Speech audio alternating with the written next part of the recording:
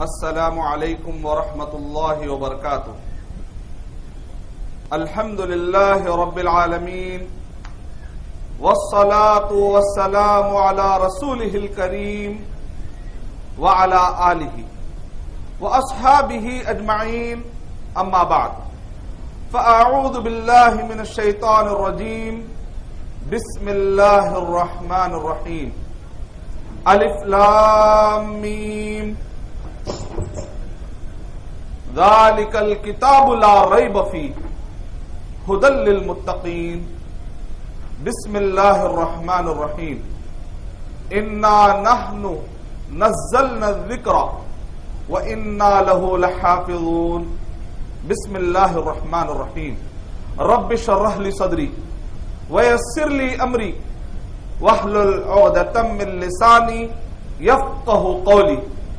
میں سب سے پہلے اللہ سبحانہ و تعالیٰ کا شکر بجا لاتا ہوں، بے پایا درود و سلامتی ہو حضرت محمد مصطفیٰ صلی اللہ علیہ وسلم پر۔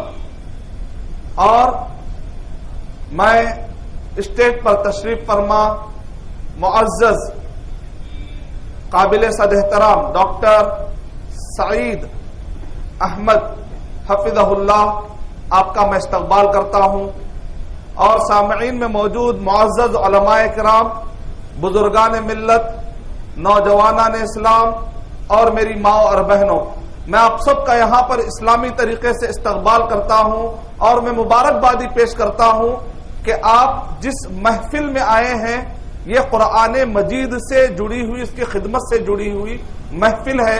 اللہ سبحانہ و تعالی ہم کو اس کے خاص بندوں میں چن لے، پسند فرما لے۔ اور میں آپ کے خدمت میں ایک حدیث شریف رکھنا چاہتا ہوں۔ حدیث نمبر ہے 11633، طبرانی کا حوالہ ہے، اور ایک حدیث شریف جو کہ السلسلہ صحیحہ میں جلد نمبر 6 کے اندر، اور اس حدیث شریف کے اندر ایک بہت ہی پیاری بات آئی ہے۔ میں اپنی بات اس حدیث شریف سے شروع کر کے میں اپنے ٹاپک پر آتا ہوں انشاءاللہ۔ یہ حدیث کیوں بتانا چاہتا ہوں میں، اس کی ایک وجہ یہ ہے کیونکہ اس حدیث شریف میں قرآن مجید حفظ کرنے اور کرانے کے لیے، مدد کے لیے جو والدین محنت کرتے ہیں ان کی بڑی فضیلت آئی ہے۔ اس وجہ سے یہ حدیث شریف سنیں گے تو انشاءاللہ مجھے امید ہے کہ یہاں پر جو چھوٹے چھوٹے عمر کے بچے ہیں انشاءاللہ یہ بچوں کے اندر بھی ایک شوق پیدا ہوگا، اور ان کے جو ماں باپ جو یہاں پر آئے ہیں انشاءاللہ ان کو بھی ایک ہمت ملے گی، اور دوسرے بھی ماں باپ بڑے اپنے خاندان کے بچوں کو حفظ کرانے کے لیے انشاءاللہ ان کے اندر بھی شوق پیدا ہوگا۔ اور ایک کتنی عزت اور کتنے شرف کی بات ہے کہ دھوپ کا موقع ہے، گرمی کا موقع ہے، ہمارے خواتین برقعے میں بیٹھے ہوئے ہیں، پتہ نہیں کہ کیا تکلیف ہو رہی ہوگی، لیکن قرآن مجید سے محبت، اللہ سبحانہ و تعالیٰ سے محبت، اسلام سے محبت یہاں پر کھینچ لائی ہے ہم سب کو۔ اللہ سبحانہ و تعالیٰ ہم سب کا یہاں پر مل بیٹھنا قبول فرما لے۔ ہم چاہتے تو یہ ٹائم پر کہیں بیٹھ کر آرام بھی کر سکتے تھے، گھر میں آرام بھی کر سکتے تھے، لیکن یہاں پر آئے ہیں تو اسلام کی محبت اور اللہ اور اس کے رسول صلی اللہ علیہ وسلم کی محبت کے لیے آئے ہیں۔ اللہ سبحانہ و تعالیٰ ہماری محبت کو قبول فرما لے۔ کتنی پیاری یہ حدیثیں ہے کہ نبی اکرم صلی اللہ علیہ وسلم نے ارشاد فرمایا، شیخ البانی رحمۃ اللہ علیہ نے اس حدیث کو آتھینٹک کہا کہ نبی اکرم صلی اللہ علیہ وسلم نے ارشاد فرمایا کہ قیامت کے دن جو بچہ حافظ قرآن ہوگا، علماء کرام نے اس حدیث کا فہم میں یہ بتلایا ہے کہ ایک حافظ قرآن ہوگا، اس کے سر پر اللہ سبحانہ و تعالیٰ تاج رکھیں گے، اور اس کے سیدھے ہاتھ میں اور اس کے لیفٹ ہینڈ میں، دونوں ہاتھوں کے اندر اللہ سبحانہ و تعالیٰ ہمیشہ کی نعمتوں کے پروانے رکھ دیں گے، اور اس بچے کے والدین کو اللہ سبحانہ و تعالیٰ بہت ہی قیمتی جوڑا پہنائیں گے۔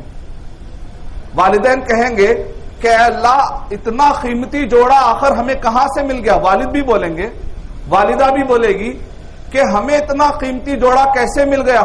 کیوں ملا جبکہ سب لوگ تو یہاں پر پریشان ہیں، ہمیں یہاں پر اتنی عزت کیسے مل گئی؟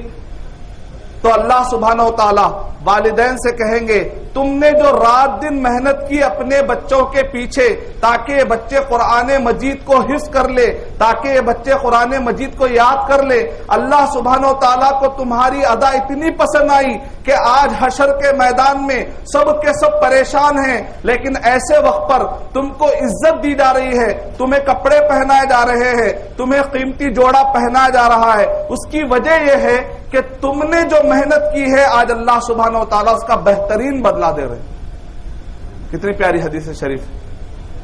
اب بہت سارے ہمارے وہ حضرات جن کے بچے حافظ نہیں ہیں، ان کے دماغ میں خیال ہو رہا ہوگا کہ ہمارے بچوں کو بھی کلی ڈال دیں گے، اور اگر نہیں ڈالے تو پھر میرا قیامت میں کیا ہوگا؟ چلیے ان کے لیے ایک حدیث شریف اور ایک، یعنی جو بچے حافظ بن گئے ہیں ان کے لیے بھی یہاں پر فضیلت مل گئی، اور اسی طریقے سے جو بچے حافظ ہیں ان کے والدین کی بھی فضیلت آ گئی۔ اب وہ لوگ جو محروم ہو گئے یا جن کو بچے حافظ نہیں بن سکے یا وہ خود حافظ نہیں بن سکے، تو ان کو بھی محروم یا گھبرانے کی ضرورت نہیں ہے۔ اللہ سبحانہ و تعالیٰ نے ان کے لیے ایک بھی آپشن رکھا۔ محمد اقبال کیلانی حفظہ اللہ نے ایک فہم پیش کیا ہے اسی حدیث کے الفاظ جمع کر کے، کہا کہ اگر کوئی قرآن مجید یاد نہیں کر سکا، اس کے لیے مشکل ہو گیا یاد کرنا، یا اس کے بچوں کو کرا نہیں سکا، اس کو چاہیے کہ وہ روزانہ خوب قرآن مجید کی تلاوت کرے گا۔ اگر اپنا بہت سارا ٹائم قرآن مجید کے لیے نکالے گا، تلاوت کرتے رہے گا، اپنی محبت کا اظہار کرتے رہے گا، انشاءاللہ اللہ سبحانہ و تعالی کثرت سے قرآن مجید، زیادہ سے زیادہ قرآن مجید پڑھنے والوں کو بھی اللہ سبحانہ و تعالی یہ فضیلت دے سکتے۔ اللہ اکبر۔ کتنی پیاری حدیث شریف ہے۔ مجھے امید ہے کہ انشاءاللہ جتنے قربانیاں اور جتنی تھکان لے کر آپ لوگ بیٹھے ہیں، انشاءاللہ اب راحت کے ساتھ بیٹھ سکتے ہیں، کیونکہ آپ اتنی پیاری محفل میں بیٹھے ہیں جہاں پر قرآن مجید سے متعلق بات ہو رہی ہے، الحمدللہ۔ اب آئیے میرے عنوان کی طرف، قرآن مجید پر اعتراضات اور اس کے جوابات۔ قرآن مجید پر اعتراضات، اس ٹاپک کو خاص طور سے لینے کی وجہ اس لیے کہ مرکز عباد الرحمان یہاں پر قرآن مجید کی خدمت ہو رہی ہے الحمدللہ، اور جو ذمہ داران ہیں ان کو میں قریبی طور پر جانتا ہوں، جو عمر آباد سے بھی تعلق رکھنے والے اور میرے سے ملاقات کی وجہ سے، تو ان کا جذبہ یہ ہے کہ ہم کوشش یہ کریں کہ طلباء کی عمر کم سے کم عمر میں زیادہ سے زیادہ صلاحیت اگر دے سکتے ہیں تو دینے میں پرابلم کیا، زیادہ سے زیادہ کوشش یہ کرے کہ کم سے کم عمر میں اگر کوئی چیز دے سکتے ہیں تو دینے میں پرابلم کیا ہے؟ تو لہذا کیوں نہ ہم محنت کریں، اللہ تعالیٰ بھی قدیر ہے، اللہ سبحانہ و تعالیٰ بھی قدرت رکھنے والے ہیں، ہم محنت کریں گے۔ اگر ہم ایک بالش محنت کے لیے آگے بڑھتے ہیں تو اللہ سبحانہ و تعالیٰ کی رحمت ایک ہاتھ آگے بڑھے گی، اگر ہم چلتے ہوئے جائیں گے تو اللہ سبحانہ و تعالیٰ کی طرف سے مدد دوڑتے ہوئے آئے گی انشاءاللہ۔ اللہ سبحانہ و تعالیٰ دوڑتے ہوئے آئیں گے، حدیث کے الفاظ ایسے، یعنی مطلب یہ ہے کہ اس طریقے سے اللہ سبحانہ و تعالیٰ کے لیے مدد آئے گی آپ کو انشاءاللہ۔ اور موسیٰ علیہ الصلوۃ والسلام کے سامنے کیا تھا؟ سمندر تھا، ان کے ہاتھ میں کیا تھی؟ لکڑی تھی صرف۔ ظاہر بات ہے ایک لکڑی کے ذریعے سے سمندر کو پھاڑنا ایک مشکل کام ہے، اور اللہ سبحانہ و تعالیٰ بغیر لکڑی کے مار کے بھی سمندر کو پھاڑ سکتے تھے۔ اللہ سبحانہ و تعالیٰ کو موسیٰ علیہ الصلوۃ والسلام کی لکڑی کی کوئی ضرورت نہیں ہے، پھر بھی اللہ سبحانہ و تعالیٰ نے موسیٰ علیہ الصلوۃ والسلام سے کیا کہا کہ تم کو لکڑی مارنا ہے، تم کو عصا سمندر پر مارنا ہے۔ اللہ سبحانہ و تعالیٰ بغیر لکڑی کے مار کے بھی سمندر کو پھاڑ سکتے تھے۔ اللہ سبحانہ و تعالیٰ کسی کے محتاج نہیں ہے، اللہ الصمد۔ اللہ سبحانہ و تعالیٰ موسیٰ علیہ الصلوۃ والسلام کے لکڑی کے محتاج نہیں ہے۔ لیکن اس میں کیا سبق دیا جا رہا ہے؟ اللہ سبحانہ و تعالیٰ تو سمندر پھاڑ سکتے ہیں، لیکن پھر بھی بندے کو تو محنت کرنا ہی پڑے گا۔ تم ایک بالش آگے بڑھو گے تو اللہ سبحانہ و تعالیٰ کی طرف سے مدد ملے گی، ایک ہاتھ آگے، یعنی مطلب یہ ہے کہ تم کو اللہ سبحانہ و تعالیٰ کی مدد ملے گی۔ یہ بھولے ہوئے ہیں یہ آفت خدا کی کہ حرکت میں ہوتی ہے برکت خدا کی۔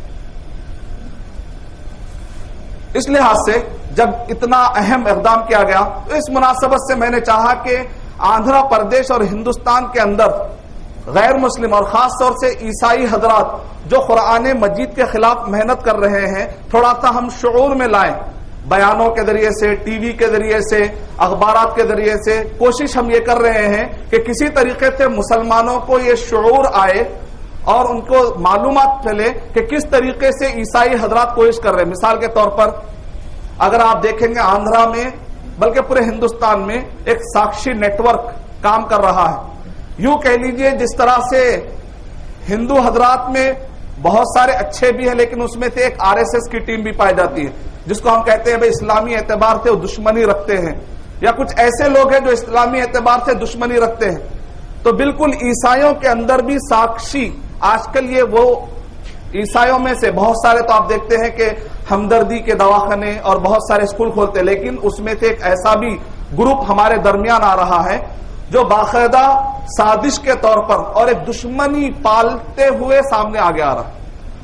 جو فوٹو ڈنمارک میں نبی اکرم صلی اللہ علیہ وسلم کے جو کارٹونز بنائے گئے ہندوستان میں اس کو پھیلانے والا یہی گروپ ہے جو اپنے ویب سائٹ پہ ڈال کر، اور اسی طریقے سے جتنے بھی آنسرنگ اسلام نامی ایک ویب سائٹ ہے، اس ویب سائٹ پر جتنے بھی اعتراضات ہیں ان اعتراضات کو تیلگو میں لا کر آندھرا میں گلی گلی پھیلانے والا یہی گروپ ہے. میں تعجب کیا جب آندھرا، کوسٹل آندھرا سے ہمارے کچھ ساتھی جو وہاں پر دائی کام کرتے ہیں انہوں نے آ کر مجھے بتلایا انگلش میں، تیلگو میں، اردو میں ایسے اعتراضات وہاں کے کمزور لوگوں کو جن کے پاس علم نہیں ہے مسلمانوں کو جا کر ایسے سوالات کر رہے ہیں قرآن مجید پر جو کہ ہم انٹرنیٹ پہ پڑھا کرتے تھے. تو پہلے میں سمجھتا تھا کہ شاید کہ یہ جنگ تو صرف انٹرنیٹ کی جنگ ہے، عام انسانوں کو شاید اس سے کوئی واسطہ نہیں ہے. اس وجہ سے میں کوشش بھی زیادہ عوام الناس میں یہ مسئلوں پہ ڈسکس بھی نہیں کرتا تھا. لیکن ابھی میں دیکھ رہا ہوں میرے پاس جو میٹیریل آیا ہے کوسٹل آندھرا، تیلگو میں کام کرنے والے گاؤں سے جو میٹیریل ہمارے پاس آ رہا ہے کہ آنسرنگ اسلام جو ویب سائٹ یعنی اسلام کے خلاف جو ویب سائٹ ہے اس ویب سائٹ کا تیلگو میں ترجمہ کر کے چھوٹے چھوٹے پمفلیٹ کر کے اردو میں، انگلش میں، آسان انگلش میں، آسان تیلگو میں گلی گلی گاؤں پھیلا رہے ہیں. اور مسلمان بیچارے سوالات کر کے ہم سے پوچھتے ہیں کہ بھئی یہ سوالوں کے جواب کیا ہے، یہ سوالوں کے جواب کیا ہے. ایسے وقت پر میں نے ارادہ کیا کہ تھوڑے جوابات ہم کو معلوم ہونے چاہیے قرآن مجید کے بارے میں، تاکہ ہمارے پاس اگر اس ٹائپ کے کوئی عیسائی حضرات آئے تو انشاءاللہ ہم ان کا وہیں پر منہ بند کر سکے اور ان کے عزائم یا ان کے جو ارادے آگے بڑھ رہے ہیں انشاءاللہ ہم ان کے ارادوں کو روک سکتے ہیں انشاءاللہ اس طریقے سے.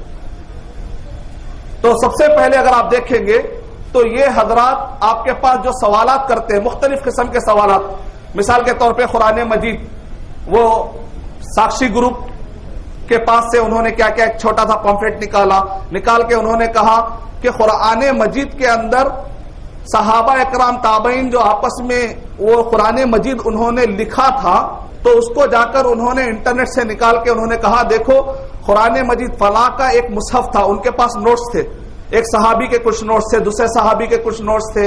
اس نوٹ کے اوپر صحابہ کیا کرتے تھے اپنی آسانی کے لیے، مثال کے طور پہ اگر اس لفظ کا کچھ تشریح ہوتی تھی، اس لفظ کا کچھ معنی ہوتا تھا تو عربی میں آسانی کے لیے، یاد دہانی کے لیے اسی مصحف پہ بازو لکھ لیتے تھے عربی میں. یہاں پر یہ قرآن مجید کے یہ ورڈ کا یہ میننگ ہے عربی میں کہہ کر بازو لکھ لیتے تھے. تو اس کو بتا کر وہ لوگ کہہ رہے ہیں دیکھو یہ قرآن مجید میں عربی میں ورڈ الگ ہے، وہ قرآن مجید میں عربک میں ورڈ الگ ہے. یعنی کس طریقے سے الو بنانے کی کوشش کر رہے ہیں، آپ غور کیجیے. حالانکہ بہت ہی کلیئر ہے کہ صحابہ نے اپنی سہولت کے لیے کیا کیا تھا، انہوں نے تابعین نے، تابعین نے، جیسے مثال کے طور پہ آپ کسی بھی مدرسے کو جاتے ہیں تو مدرسے میں استاذ کیا کرتا ہے، سبق دیتا ہے. سبق دے کر کیا کرتا ہے کہ بیٹا تم آج یہاں سے یہاں تک یاد کرو. تو اس لحاظ سے کیا کرتے ہیں وہاں پر ایک تھوڑی سی لکیر مار دیتے اور وہاں پر تاریخ لکھ دیتے بادو کونے میں، یہ تاریخ کو یہاں تک بچہ پہنچا. پھر اس کے بعد آگے جائیں گے تو یہ تاریخ کو بچہ یہاں تک پہنچا. کل کے دن اگر کوئی قرآن اٹھا کر بولے ارے یہ قرآن مجید میں تو تاریخ نہیں ہے، بچے کے حافظ قرآن کے پاس جو قرآن مجید ہے اس کے اندر تاریخ ہے لہذا قرآن بدل گیا، تو آپ بولیں گے بھائی آپ کو شاید معلوم نہیں ہے قرآن مجید محفوظ ہونے کا جو دعویٰ ہم کر رہے ہیں یہ جو عربک ٹیکسٹ ہے اس کے اندر کوئی تبدیلی نہیں آ سکتی. رہا بازو میں اگر کوئی سہولت کے لیے لکھتا ہے یا اوپر اب ویسا دیکھے تو اگر دیکھے تو یہ حرارن نبی صلی اللہ علیہ وسلم کے زمانے میں نہیں تھا لہذا قرآن تبدیل ہو گیا. اگر ویسا دیکھا جائے تو پھر یہ اٹا بھی نہیں تھا نبی صلی اللہ علیہ وسلم کے زمانے میں. کوئی آدمی بولے گا ارے قرآن میں تبدیل ہو گیا، تو اصل قرآن مجید کے حفاظت کا جو دعویٰ ہے وہ اٹے کا یا رنگ کا یا آپ کی سہولت کے لیے نقطے لگائے یا زبر زیر لگائے یا آپ کی سہولت کے لیے لگائے گئے، ورنہ اصل جو ٹیکسٹ ہے الحمدللہ اس کے اندر ذرا بھر بھی تبدیلی نہیں آئی. تو یہ عام آدمیوں کو گمراہ کرنے کے لیے سمپل طریقے سے بھٹکانے کے لیے اس طریقے سے کوشش کر رہے ہیں.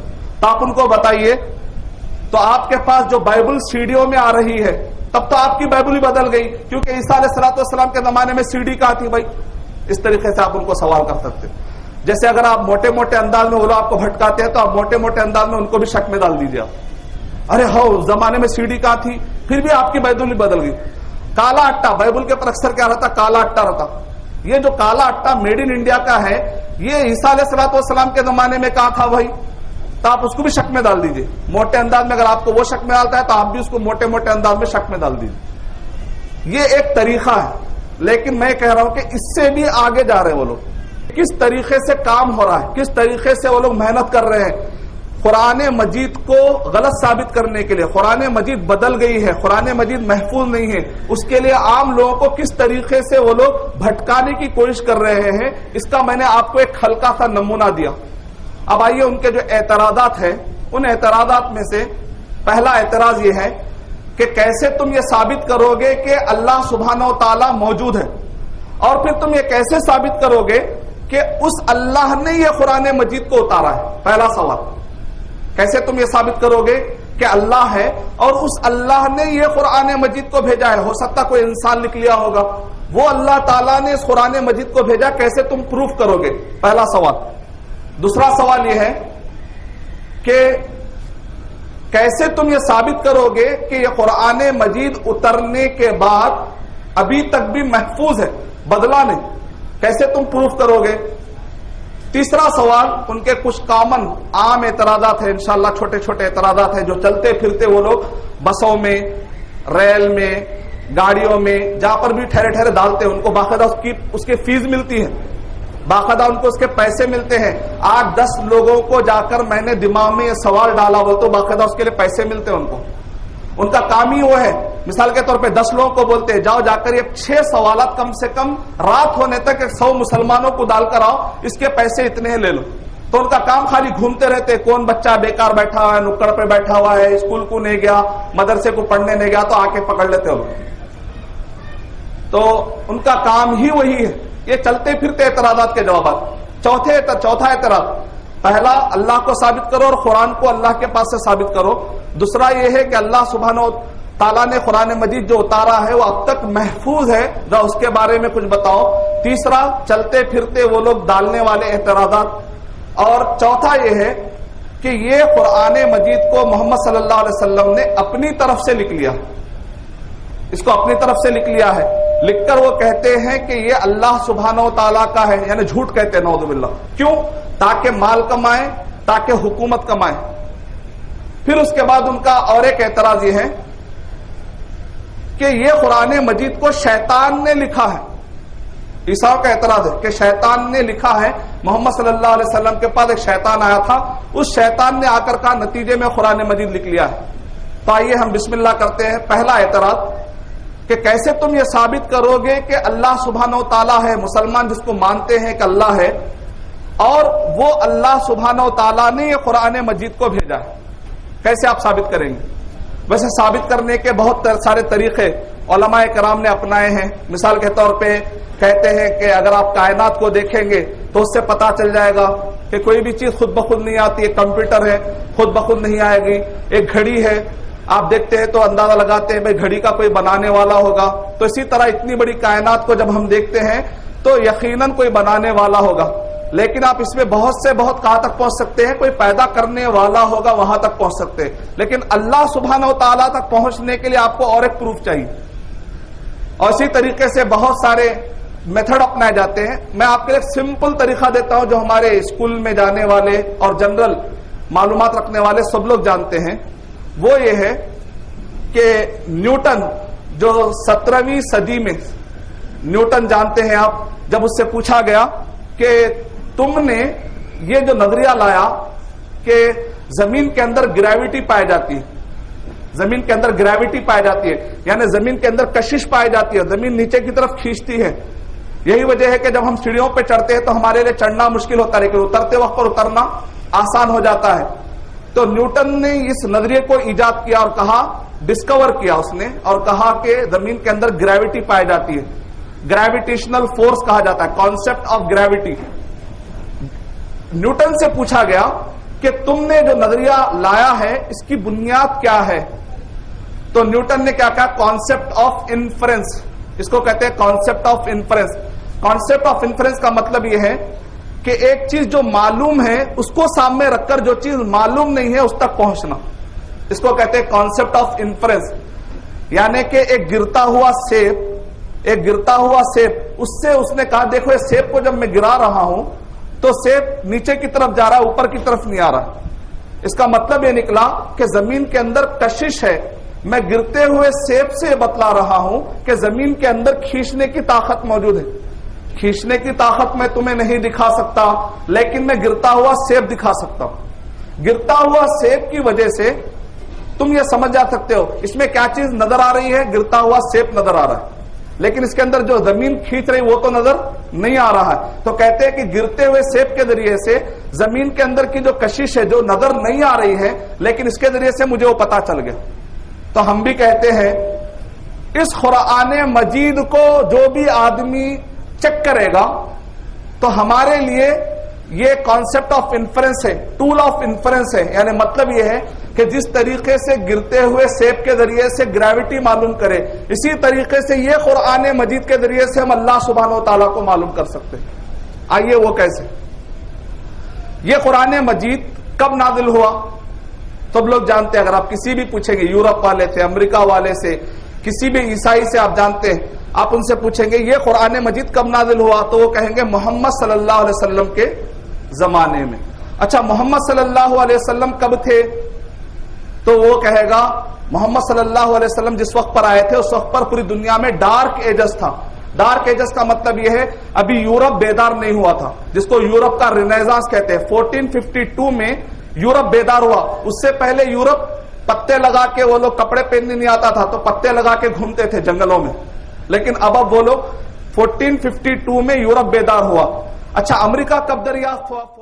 1492 میں امریکہ ڈسکور ہوا. اس کے بعد سے ترقیاں شروع ہوئی. اچھا محمد صلی اللہ علیہ وسلم امریکہ اور یورپ کے ترقیوں کے بعد آیا پہلے تھے؟ نہیں، محمد صلی اللہ علیہ وسلم تو امریکہ اور یورپ کے ترقیوں سے پہلے تھے. اچھا اس ایج کو تم لوگ کیا کہتے ہو؟ کہتے ہیں ڈارک ایجز. یعنی کہ انفارمیشن کا کوئی راستہ ہی نہیں تھا، یعنی کہ انفارمیشن کا کوئی بھی راستہ نہیں تھا، پہلی چیز. اچھا دوسری چیز کیا ہے؟ محمد صلی اللہ علیہ وسلم کو لکھنا پڑھنا آتا تھا کیا؟ کیا لکھ سکتے تھے کیا نبی اکرم صلی اللہ علیہ وسلم؟ لکھنے بھی نہیں آتا تھا. دیکھ کر کوئی حروف پڑھ سکتے تھے کیا؟ نہیں پڑھ سکتے. اس کو عربی زبان میں امی کہتے ہیں. سن کر پڑھ لیتے تھے، دوہرا لیتے تھے، لیکن دیکھ کر نہیں پڑھ سکتے تھے، لکھ نہیں سکتے تھے. اس کو کہتے ہیں عربی زبان میں امی. اچھا یہ قرآن مجید اترا ایک ایسے آدمی پر جس کو لکھنا اور پڑھنا نہیں آتا، اور ایک ایسے وقت پر جبکہ لکھنے پڑھنے کا کوئی رواج نہیں تھا.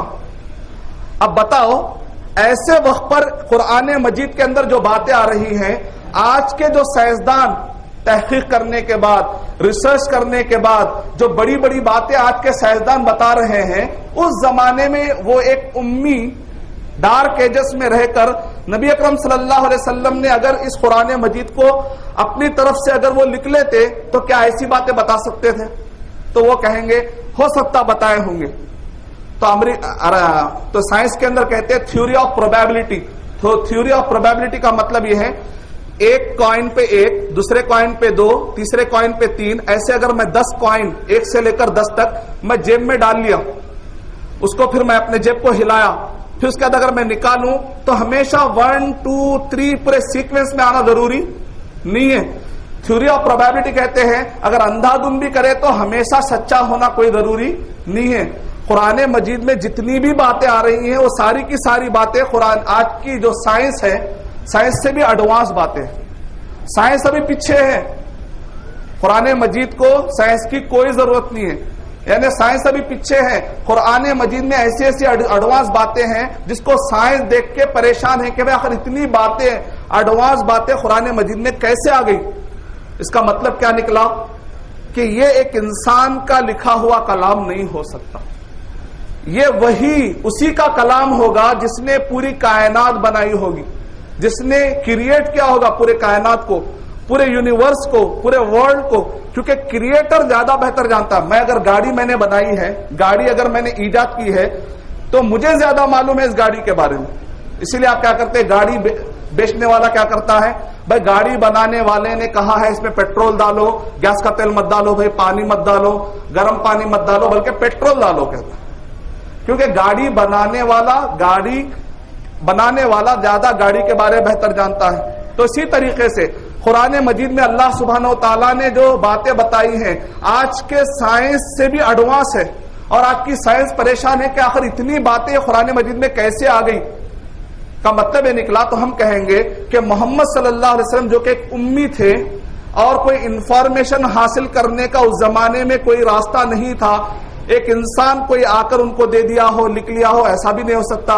کوئی سائنسدان نے آ کر ان کو بتا دیا ہو, کوئی فلاسفر نے آ کے ان کو بتا دیا ہو, کیونکہ ان کو لکھنا پڑھنا آتا ہی نہیں تھا, وہ امی تھے. تو اب ایک ہی سورس باقی رہ جاتا ہے, وہ اوپر کا سورس, یعنی اوپر سے وحی آئی ہوگی تبھی جا کر اتنی پیاری باتیں, اتنی بہترین باتیں جس کے اندر ایک بھی غلطی نہیں آ رہی ہے. اس کا مطلب یہ نکلا کہ یہ قرآن مجید ایک انسان کا ہو ہی نہیں سکتا, کیونکہ انسان ایسی پکی باتیں کرنا مشکل ہے, اس کے لیے وہ زمانے میں. اس سے پتا کیا چلا کہ یہ ڈھونڈنے میں پتا چلا آخر کون لکھا ہوگا, کوئی انسان لکھا ہوگا. پوری دنیا میں چیک کر رہے ہیں, کوئی انسان یہ قرآن مجید لکھ ہی نہیں سکتا, کیونکہ اس کے اندر ایسی ایسی باتیں ہیں آج کے سائنسدان بھی پریشان ہو رہے ہیں. اس کا مطلب یہ نکلا کہ یہ قرآن مجید اوپر سے ہی آیا ہوگا, کریٹر نے ہی اس کو نازل کیا ہوگا. اب یہ قرآن مجید جب ہم پڑھتے ہیں تو اس کے اندر اللہ سبحانہ وتعالیٰ کہہ رہے ہیں قل هو اللہ احد, کہہ دو کہ وہ اللہ سبحانہ وتعالیٰ. کس نے اتارا, اننی انا اللہ انا نحن نزلنا الذکر وانا لہ لحافظون. یہ ایک آسان طریقہ ہے جس کے ذریعے سے آپ سامنے والے کو بتا سکتے ہیں کہ بھئی یہ قرآن مجید میں اس زمانے کے اندر سائنس کی اتنی بہترین باتیں کیسی آئی ہوں گی. تو سامنے والا سمجھ جاتا ہاں بھائی یہ ایک انسان نہیں لا سکتا, یہ اوپر والے کے پاس سے آئے گی. اچھا کون کہہ رہے ہیں باتیں, میں کہہ رہا ہوں نہیں. ولیم کیت مورے اپنی کتاب کے اندر لکھتے ہیں دا ایمبریولوجی, ایمبریولوجی یعنی کہ ماں کے پیٹ میں رحم مادر میں جو بچہ ڈیولپ ہوتا ہے اس کو کہتے ہیں ایمبریو, نالج آف ایمبریو. تو یہ جو بچہ جو ڈیولپ ہوتا ہے اس کے بارے میں فی الوقت سب سے ماہر کون ہے, تو ان کا نام ہے ولیم کیت مورے. یہ ابھی زندہ ہے. انہوں نے دیکھا کہ کس طریقے سے جو بچہ ماں کے پیٹ میں جو اسٹیجز لیتا ہے, پیدا ہونے سے پہلے رحم مادر میں جو بچہ ڈیولپ ہوتا ہے, کہا کہ اس کی اسٹڈی کرنا ہے. اسٹڈی کرنے کے لیے بڑی مشکلات آ رہی تھی. کہا کہ پہلے ہم مہینے میں تقسیم کریں گے, تب بھی اسٹڈی کے لیے مشکل ہو رہا تھا. پھر کہا کہ چلو ہم ہفتے میں بانٹیں گے, تب بھی مشکل ہو رہی تھی. آخر میں ایک مسلمان نے جا کر ان سے کہا ہو سکتا ہے کہ آپ کو یہ آیتیں کچھ کام آئیں گی. سورہ مومنون سورہ نمبر 23 آیت نمبر 13, 14, 15, اس کے اندر اللہ سبحانہ و تعالیٰ نے اسٹیجز کا 7 اسٹیج میں بانٹا ہے. بچہ جو ماں کے پیٹ میں ہوتا ہے اس کو قرآن مجید نے 7 اسٹیجز میں بانٹا ہے. پہلا اسٹیج 40 دن کا نطفہ, جس کو صحیح مسلم میں 40 دن کہا گیا.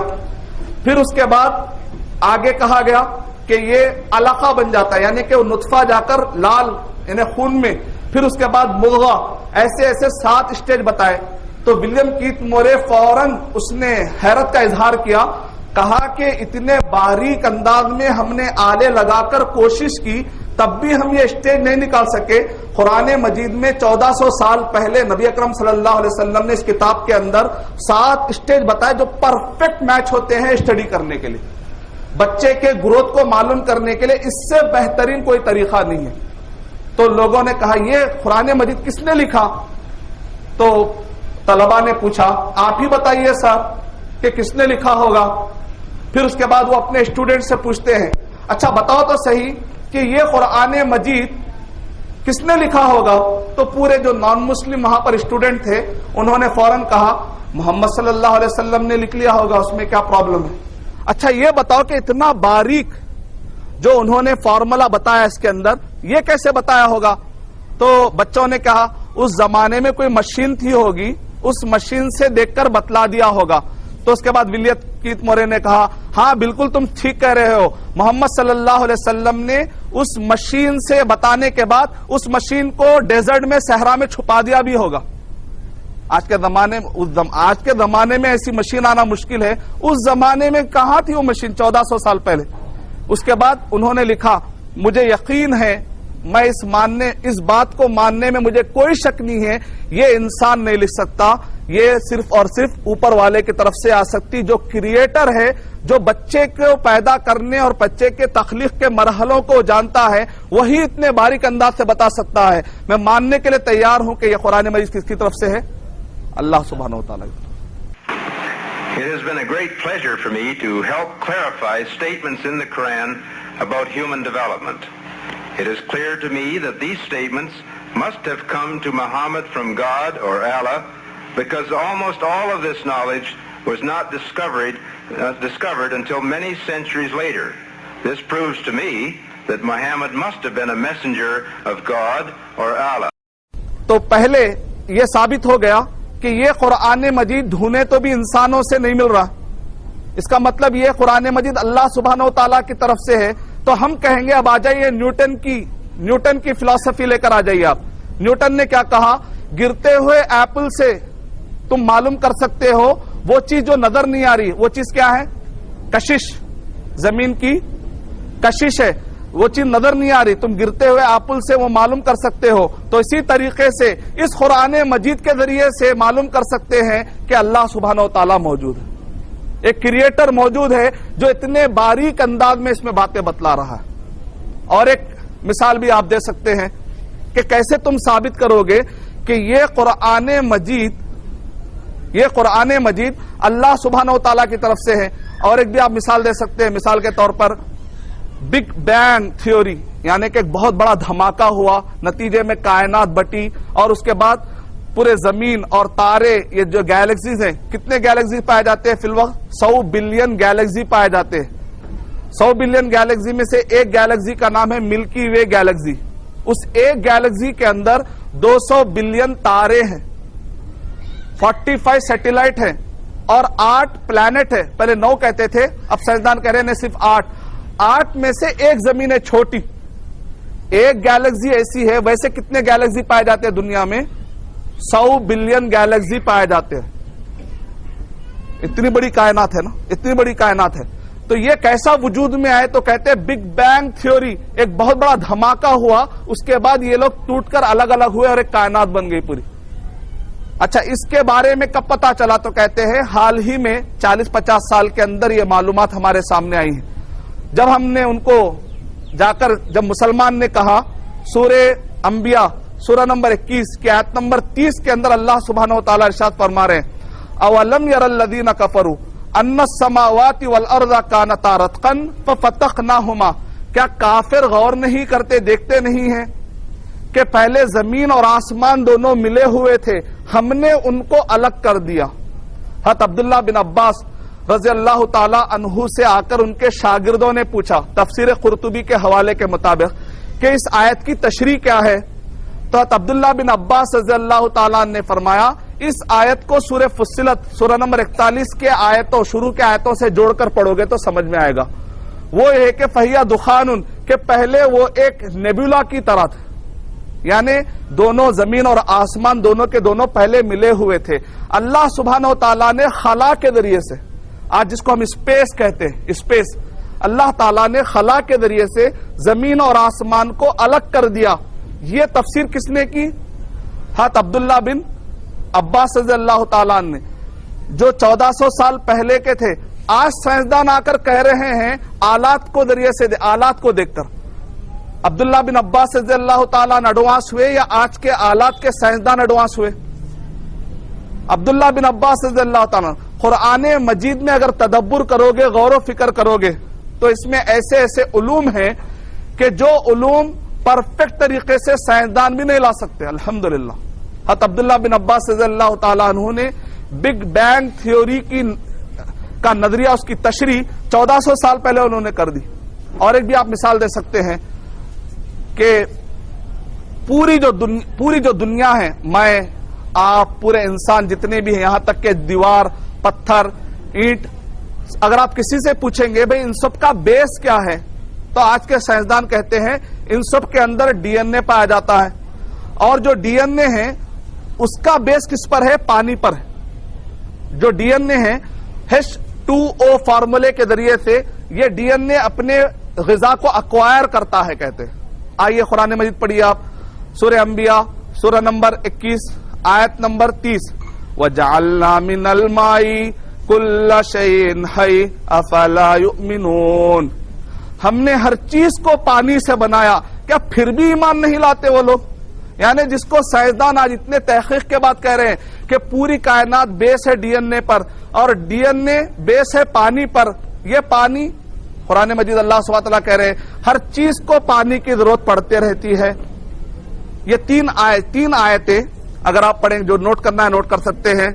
سورہ انبیاء سورہ نمبر 21 کے آیت نمبر 30 میں 2 آیتیں ہیں، سورہ مومنون سورہ نمبر 23 کے آیت نمبر 13، 14، 15۔ اور ایک طریقے سے بھی آپ عام انداز میں، کسی کو اگر سائنس سے معلومات نہیں ہے تو آپ اس کو ثابت کر سکتے ہیں کہ یہ قرآن مجید اللہ سبحانہ و تعالیٰ کی طرف سے ہے، محمد صلی اللہ علیہ وسلم نے اس کو نہیں لکھا۔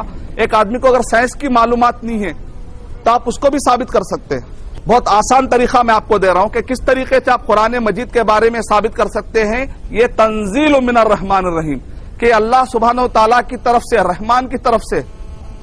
اور ایک آسان طریقہ اگر کسی کو سائنس نہیں آتا وہ یہ ہے کہ قرآن مجید میں سورہ ابو لہب پایا جاتا ہے۔ ابو لہب، تبت یدا ابی لہب وتب ما اغنی عنہ مالہ وما کسب سیصلی نارا ذات لہب وامرأتہ حمالۃ الحطب فی جیدہا حبل من مسد۔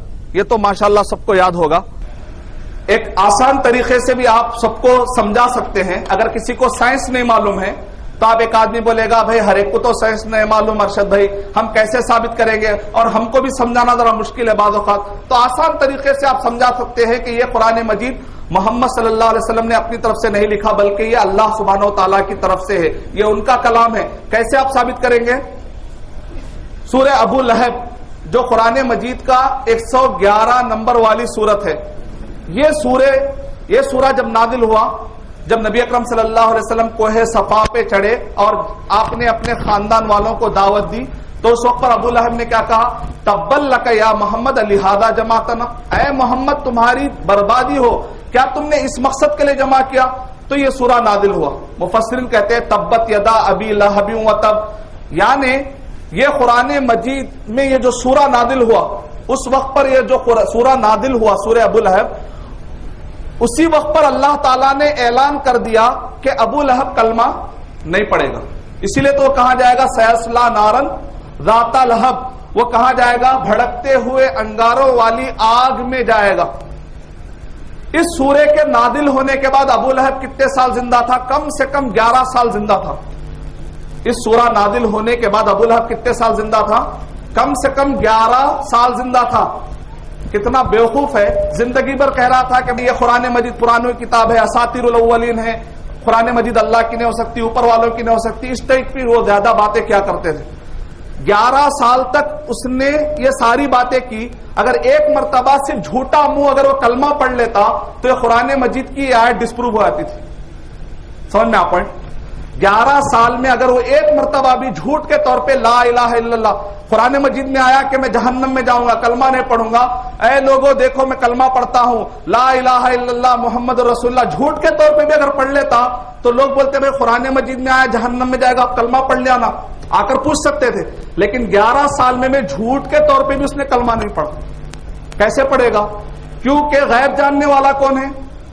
اللہ سبحانہ تعالیٰ ہے۔ اللہ تعالیٰ کو معلوم ہے 11 سال میں کبھی کلمہ پڑھے گا ہی نہیں۔ اس کا مطلب کیا نکلا؟ یہ قرآن مجید کوئی انسان نے نہیں لکھا، ایک غیب جاننے والے نے لکھا، جو نہ صرف وہ 11 سال کا غیب جانتا ہے بلکہ پوری کائنات، وہ عالم الغیب ہے، وہ الغیب ہے، سارے الغیب کو جانتا ہے۔ اس کا مطلب وہ اللہ سبحانہ و تعالیٰ ہی ہو۔ یہ طریقے سے آپ پروف کر سکتے ہیں۔ اور ایک طریقے سے آپ پروف کر سکتے ہیں وہ ہے کہ اس کی جو عربک ہے، قرآن مجید میں تو اللہ سبحانہ و تعالیٰ نے چیلنج بھی دے دیا۔ جو کفار تھے وہ لوگ کہتے تھے ہو سکتا کہ بعض لوگوں نے سکھا دیا ہوگا، سکھایا ہوا بولا ہے، کسی نے سکھا دیا ہوگا، کہیں پر سے لے لیا ہوگا، اس ٹائپ کی باتیں بھی کیا کرتے تھے. تو ایسے وقت پر اللہ سبحانہ و تعالیٰ نے ان کو چیلنج دیا، اگر تم کو شک وَإِن كُنتُمْ فِي رَيْبٍ مِّمَّا نَزَّلْنَا عَلَىٰ عَبْدِنَا، سورہ بقرہ سورہ نمبر 2 آیت نمبر 23 اور 24، اگر تم کو شک ہے کہ یہ قرآن مجید محمد صلی اللہ علیہ وسلم نکلی اللہ تعالیٰ کی طرف سے ہے بول کر شک میں، اگر تم کس میں شک میں ہے؟ مما نزلنا، کہ ہم نے اس کو اتارا ہے، اس میں شک ہے. اسی وجہ سے تو تم کہہ رہے ہو کہ نہیں اوپر سے نہیں آیا، لوگوں نے لکھ لیا ہوگا، محمد صلی اللہ علیہ وسلم نے لکھ لیا ہوگا. اگر تم کو شک ہے ہماری طرف سے ہے بول کر، تو ایسے وقت پر فَأْتُوا بِسُورَةٍ مِّن مِّثْلِهِ، سورہ طور سورہ نمبر 52 کے آیت نمبر 34 میں اللہ سبحانہ و تعالیٰ نے ارشاد فرمایا فَلْيَأْتُوا بِحَدِيثٍ مِّثْلِهِ، یعنی قرآن مجید لاؤ کہا، پہلے پورا مکمل جتنا قرآن میں اتر رہا ہے ویسا قرآن مجید لاؤ. ٹکر میں چیلنج کیا قرآن مجید میں. جب دیکھے کہ پورا قرآن مجید لانا مشکل ہو گیا تو اللہ سبحانہ و تعالیٰ نے پھر ایک مرتبہ کہا سورہ بنی اسرائیل نمبر 17 کے آیت نمبر 88 میں، ایسا کرو تم انسان جن پورے لوگوں کا سپورٹ لے لو، جتنے بھی عربی جاننے والے شاعر ہیں سب کو لے لو، اکیلے نہیں پورے لوگ مل کر لاؤ. پھر جواب نہیں آیا، کئی دنوں تک جواب نہیں آیا. تو اس کے بعد سورہ ہود سورہ نمبر 11 کے آیت نمبر 13 نازل ہوئی، ایسا کرو 10 سورے لا لو، 10 سورے لا لو. ٹھیک ہے پورا قرآن میں مشکل ہو رہا ہوگا، عربی جاننے والے تم کہہ رہے ہو کہ محمد صلی اللہ علیہ وسلم نے اس کو اپنی طرف سے لکھ لیا ہے، تو تم بھی تو انسان ہو، محمد صلی اللہ علیہ وسلم بھی انسان ہے، تم بھی انسان ہے. محمد صلی اللہ علیہ وسلم بھی الف لام میم، ایسے ہی عربی سے جو الف لام میم ہا میم عربی کے حروف ہے، کوئی نئی زبان نہیں ہے، یہ عربی کے ہی حروف سے بنی ہوئی قرآن مجید ہے. تم بھی عربی جانتے ہو، تم بھی شاعر ہو، تمہارے پاس معلقات ہے، تمہارے پاس امرؤ القیس اور ایسے ایسے بڑے شاعروں کے تم نسل کے ہو، تمہارے پاس بڑے بڑے شاعر ہیں، تم بھی عربی جانتے ہو، پھر لے کر آؤ. اگر محمد صلی اللہ علیہ وسلم ایک انسان ہو کر عربی جان کے لکھ سکتے تو تم بھی تو لکھ سکتے نا، پھر لے کر آؤ. کہا 10 سورے تو لے کر آؤ، جواب نہیں آیا پھر بھی.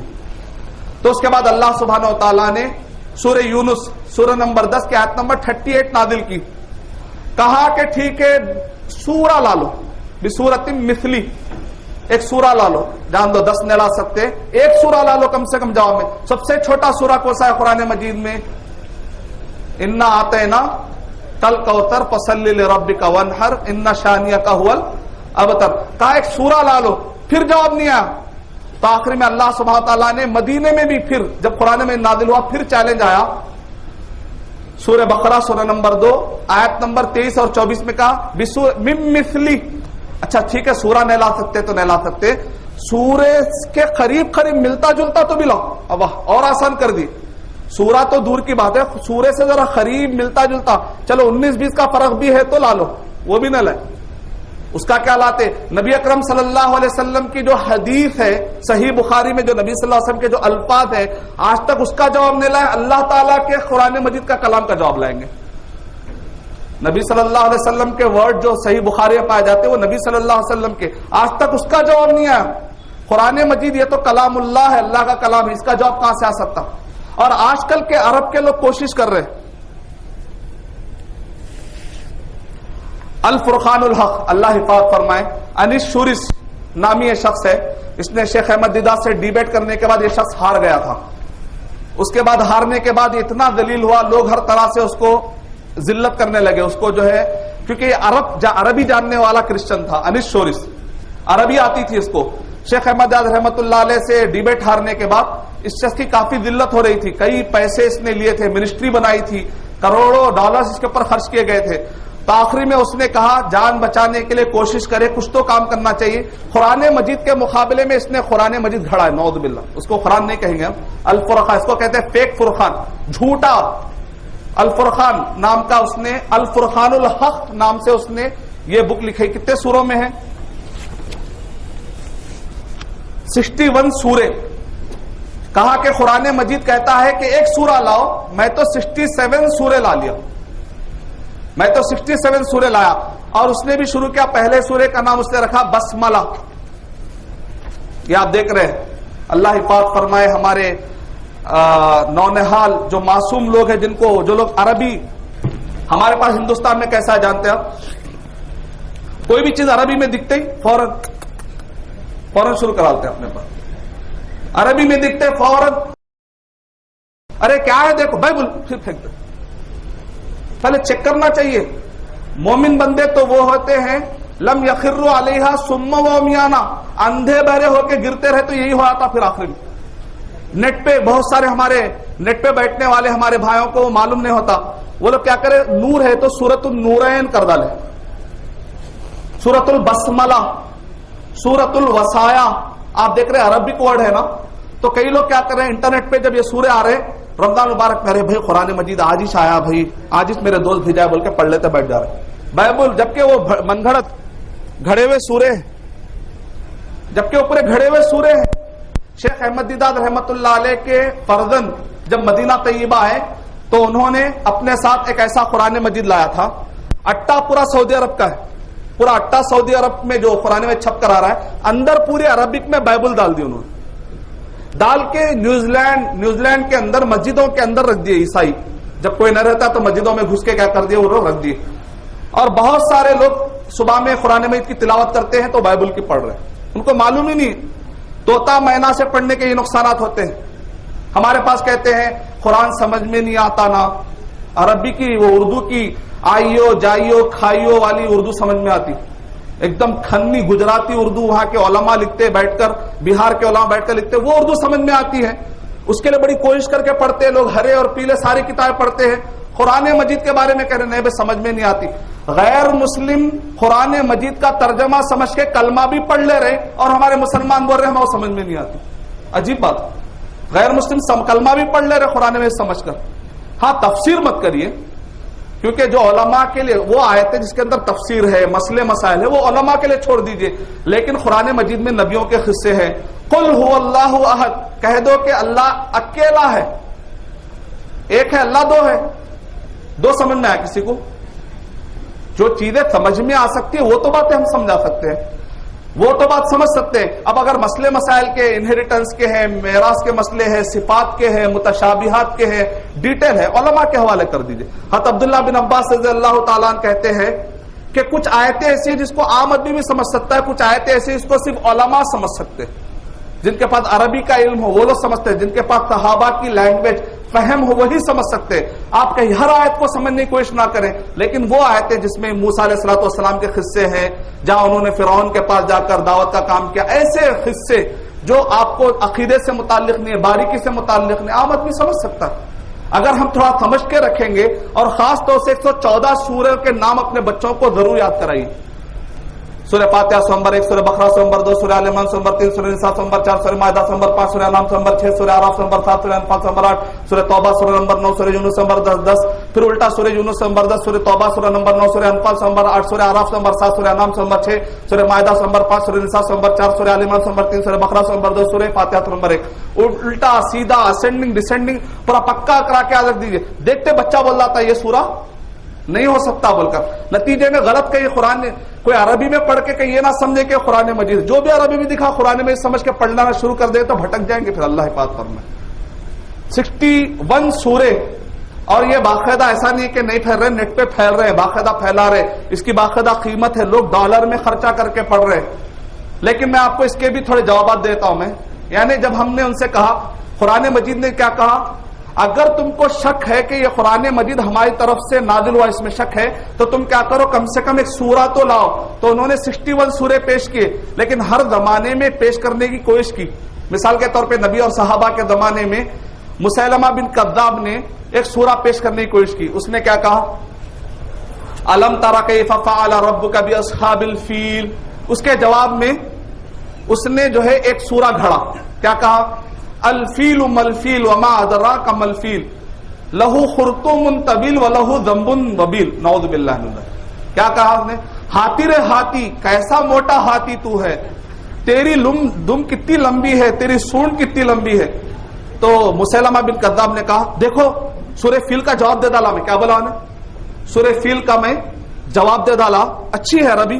تو مسیلمہ بن کذاب کا جو ساتھی تھا وہ بھی جھوٹا تھا. اس نے کہا یہ سورہ تم لے جاؤ گے تو پورے قریش تم پر ہنسیں گے. الم ترى کیف فعل ربک باصحاب الفیل میں بہت ہی بہترین قصے کی طرف اشارہ ہے.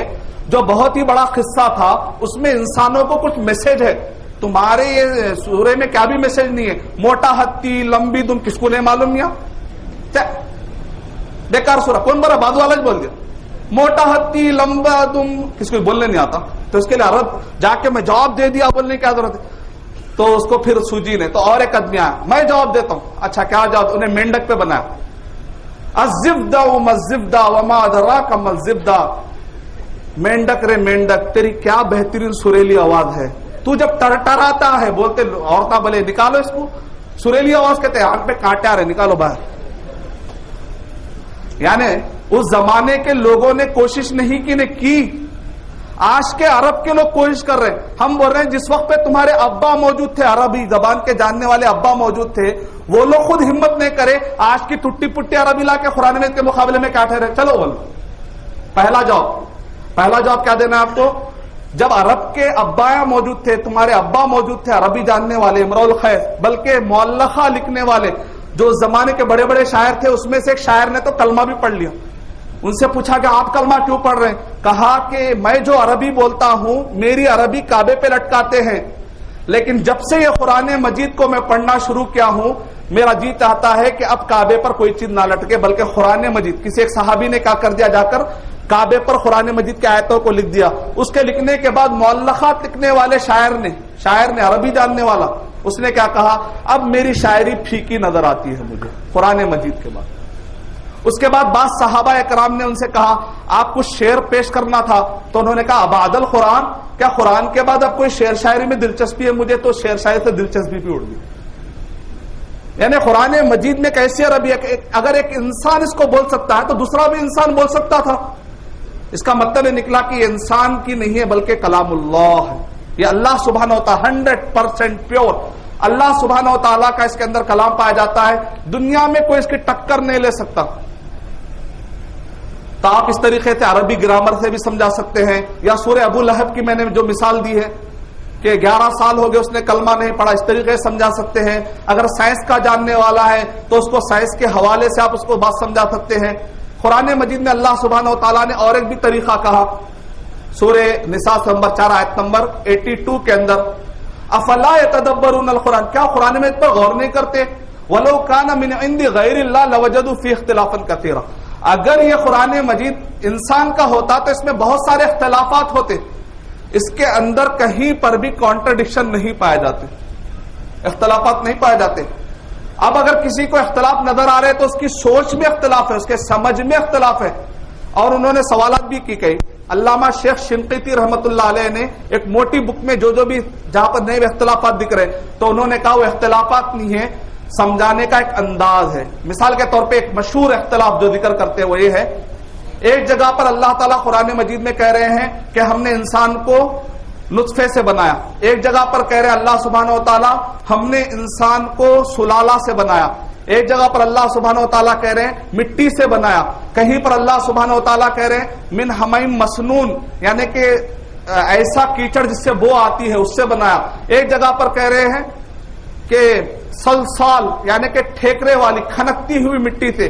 کہیں پر مٹی کہہ رہے ہیں، کبھی کہہ رہے ہیں کہ سڑنے والی مٹی، اور کہیں پر کہہ رہے ہیں کہ آواز کرنے والی مٹی. یہ کیا ہے؟ قرآن مجید میں اختلاف ہے. یہ اختلاف نہیں ہے. جیسے مثال کے طور پہ آپ مجھ سے پوچھتے ہیں کئی مہمان آ گئے، اگر کئی مہمان آ گئے تو وہ لوگ پوچھتے ہیں ارے چائے بہت زبردست ہے، کوسی ہے. تو میں اگر توجہ دینا چاہتا ہوں تو میں بولتا ہوں یہ بھینس کے دودھ کی ہے بھائی، بہت گاڑی بنایا آپ کے لیے خاص طور سے. اچھا یہ کوئی ڈبے والے وہ آٹے کی ایسا نہیں ہے، میں آپ کے خاص طور سے مہمان نوازی کے لیے میں کیا کیا، میں بھینس کے دودھ سے میں نے بنایا ہے اس کے لیے. پھر کبھی ہم کیا کہتے ہیں، ارے بھائی بہت اچھی دکھ رہی ہے، کہاں سے لائے؟ یہ لاسا لمسا یعنی باقاعدہ ایک چائے اسپیشل برانڈ سے میں لایا ہوں، پتی سے، بہترین پتی سے میں نے چائے بنائی. کبھی آپ بولتے ہیں میں جو اس میں پانی استعمال کیا نا، یہ جو پانی سے بنی ہے منرل واٹر سے بنایا ہوں میں. یہ جو چائے بنایا میں پانی سے بنایا. کوئی کہتا ہے چائے بنایا میں دودھ سے بنایا، کوئی کہتا ہے چائے بنایا میں پتی سے بنایا. تو ہم کہیں گے اختلاف نہیں ہے، پیش کرنے کا ایک الگ الگ انداز ہے. جیسے شاعر کہتے ہیں نا کوئی ایک الگ انداز میں پیش کرتا ہے. چاند ایک ہی ہوتا ہے لیکن پیش کرنے کے انداز الگ الگ ہوتے ہیں, خوبصورتی کو پیش کرنے کے. یہ ایک اس کو کہتے ہیں اختلاف تنوع, اس کو کانٹراڈکشن نہیں کہتے, اس کو کانٹراڈسٹنکشن کہتے ہیں, یعنی پیش کرنے کا ایک الگ الگ انداز. اس میں اختلاف نہیں ہوتا ہے, الگ الگ خوبیوں کو واضح کرنا مقصد ہوتا ہے. تو اسی طریقے سے اللہ سبحانہ و تعالیٰ نے پہلے جو انسان کو بنایا, اللہ سبحانہ و تعالیٰ نے مٹی سے بنائے, پھر اس کے بعد جو نسل چلی ہے انسانوں کی وہ نطفے سے چلی ہے. کہیں پر اللہ سبحانہ و تعالیٰ نے پہلے مٹی کا ذکر کرتے ہوئے کہا کہ وہ جو مٹی تھی, بھی اس کی شکل اللہ تعالیٰ نے کبھی جب خالی مٹی جب تھی تو مٹی تھی, تو 3 کا ورڈ استعمال کیا گیا. اس مٹی کو کلانے کے بعد تھوڑی دیر رکھ دینے کے بعد جب خمیر چڑھتا ہے تو اس کے لیے ایک ورڈ استعمال کیا گیا. پھر اس کے بعد وہی جو کلائی ہوئی مٹی جب وہ سوکھ گئی تو اس کو سلسال کہا گیا. یعنی ایک ہی چیز ہوئی, کوئی الگ سے پیدا نہیں کیے, پیش کرنے کا الگ الگ انداز ہے. کبھی کوئی کہتا ہے میں چولہے پہ رکھ کے چائے بنائی بولتے عورتیں, تو بھی چائے بنی. میں پتی سے بنائی بولتے بھی چائے بنی, دودھ سے بنائی بولتے بھی چائے بنی, آخری میں چائے ملی الحمدللہ. شوہر پریشان نہیں ہوتا کیا کیا بنا ڈالی کہ ایک وقت پہ 4 چیز, ایک ہی چیز بنائے, پیش کرنے کا انداز الگ الگ رہتا ہے. تو میں سمجھتا ہوں یہ خواتین اچھا جواب دے لے سکتے چائے کی مثال دے کر. تو قرآن مجید میں اللہ تعالیٰ نے کیا ارشاد فرمایا, قرآن مجید میں کوئی اختلافات ہو ہی نہیں سکتے, الگ الگ طریقے تھے. پہلا سوال کیا تھا ان کا, کیسے تم یہ ثابت کر سکتے ہو کہ اللہ سبحانہ و تعالیٰ ہے اور اللہ سبحانہ و تعالیٰ نے قرآن مجید کو پیش کیا ہے. تو آپ بتا دیجئے اتنے طریقے سے, اس میں سے جو طریقہ آپ کو یاد ہے انشاءاللہ مجھے امید ہے کہ آپ کو کام آ جائے گا انشاءاللہ.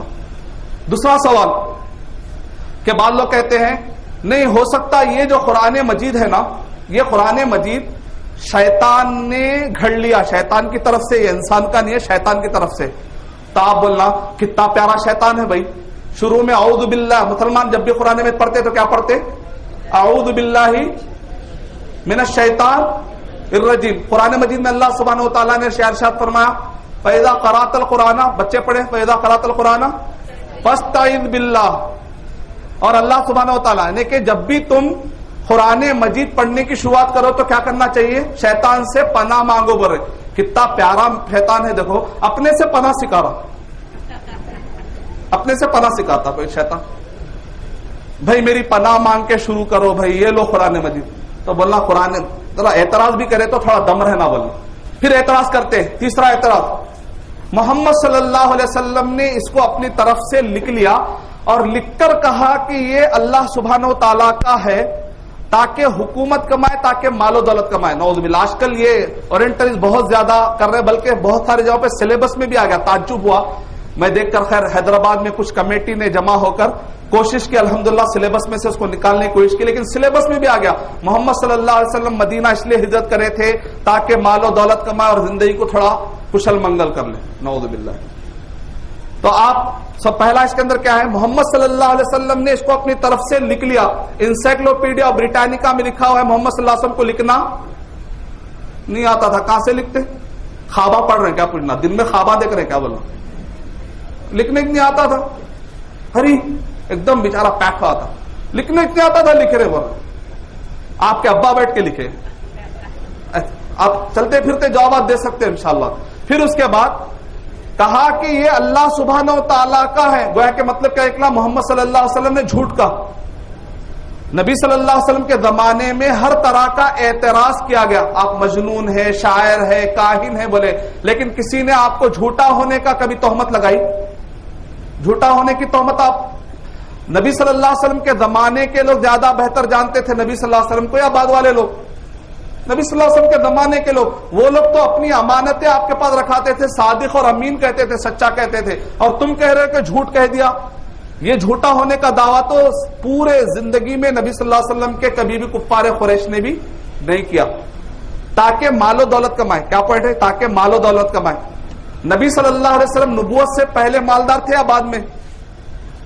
نبوت نبی صلی اللہ علیہ وسلم جب نبی بنائے گئے, نبی بنائے جانے سے پہلے مالدار تھے یا بعد میں؟ پہلے تھے. حضرت خدیجہ رضی اللہ تعالیٰ عنہ مکے کی بہت بڑی سردار اور مال میں بہت مالدار خاتون تھی. نبی صلی اللہ علیہ وسلم کی شادی کس سے ہو گئی تھی؟ خدیجہ رضی اللہ تعالیٰ عنہ سے. کیا عمر میں ہوئی تھی؟ 25 سال کی عمر میں. اور نبوت کب ملی؟ 40 سال کی عمر میں. تو نبوت سے پہلے نبی صلی اللہ علیہ وسلم مالدار تھے یا بعد میں تھے؟ تو پہلے ایک مال والے انسان کو اور زیادہ مال کمانے کی خواہش, سمجھ میں نہیں آ رہا, اعتراض ذرا اچھا کریے آپ. بعد میں جواب دیں گے پہلے اعتراض اچھا کرو بولنا. اعتراض کرنے سے نہیں آ رہا بولتے انہیں احساس کمتری میں آتا. پھر میں کو اعتراض کرنے تو اعتراض کرنے بھی نہیں آ رہا کیا بولنا. ذرا اعتراض تو اچھا کرو. اعتراض کا معیار تو رہنا چاہیے تاکہ حکومت کمائے.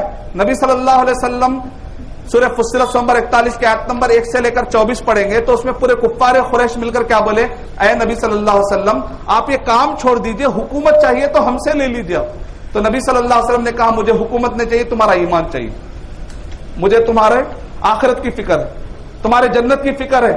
اگر نبی صلی اللہ علیہ وسلم حکومت کے لیے مقصد ہوتا تو یہ قرآن مجید کا مشن چھوڑ دے کے حکومت لے لیتے تھے. یہ اب آئیے ذرا کامن سوالات کی طرف. میں آپ کو 3 دیا, پہلے تو اللہ تعالیٰ ثابت کرے, پھر کس طرح سے قرآن مجید اللہ سبحانہ تعالیٰ کی طرف سے ہے. سیکنڈ, قرآن مجید شیطان کی طرف سے, اس کا میں نے جواب دے دیا آپ کو. تیسرا, محمد صلی اللہ علیہ وسلم نے اس کو اپنی طرف سے لکھ لیا تھا, آپ کہہ دیجئے ان کو لکھنا ہی نہیں آتا تھا.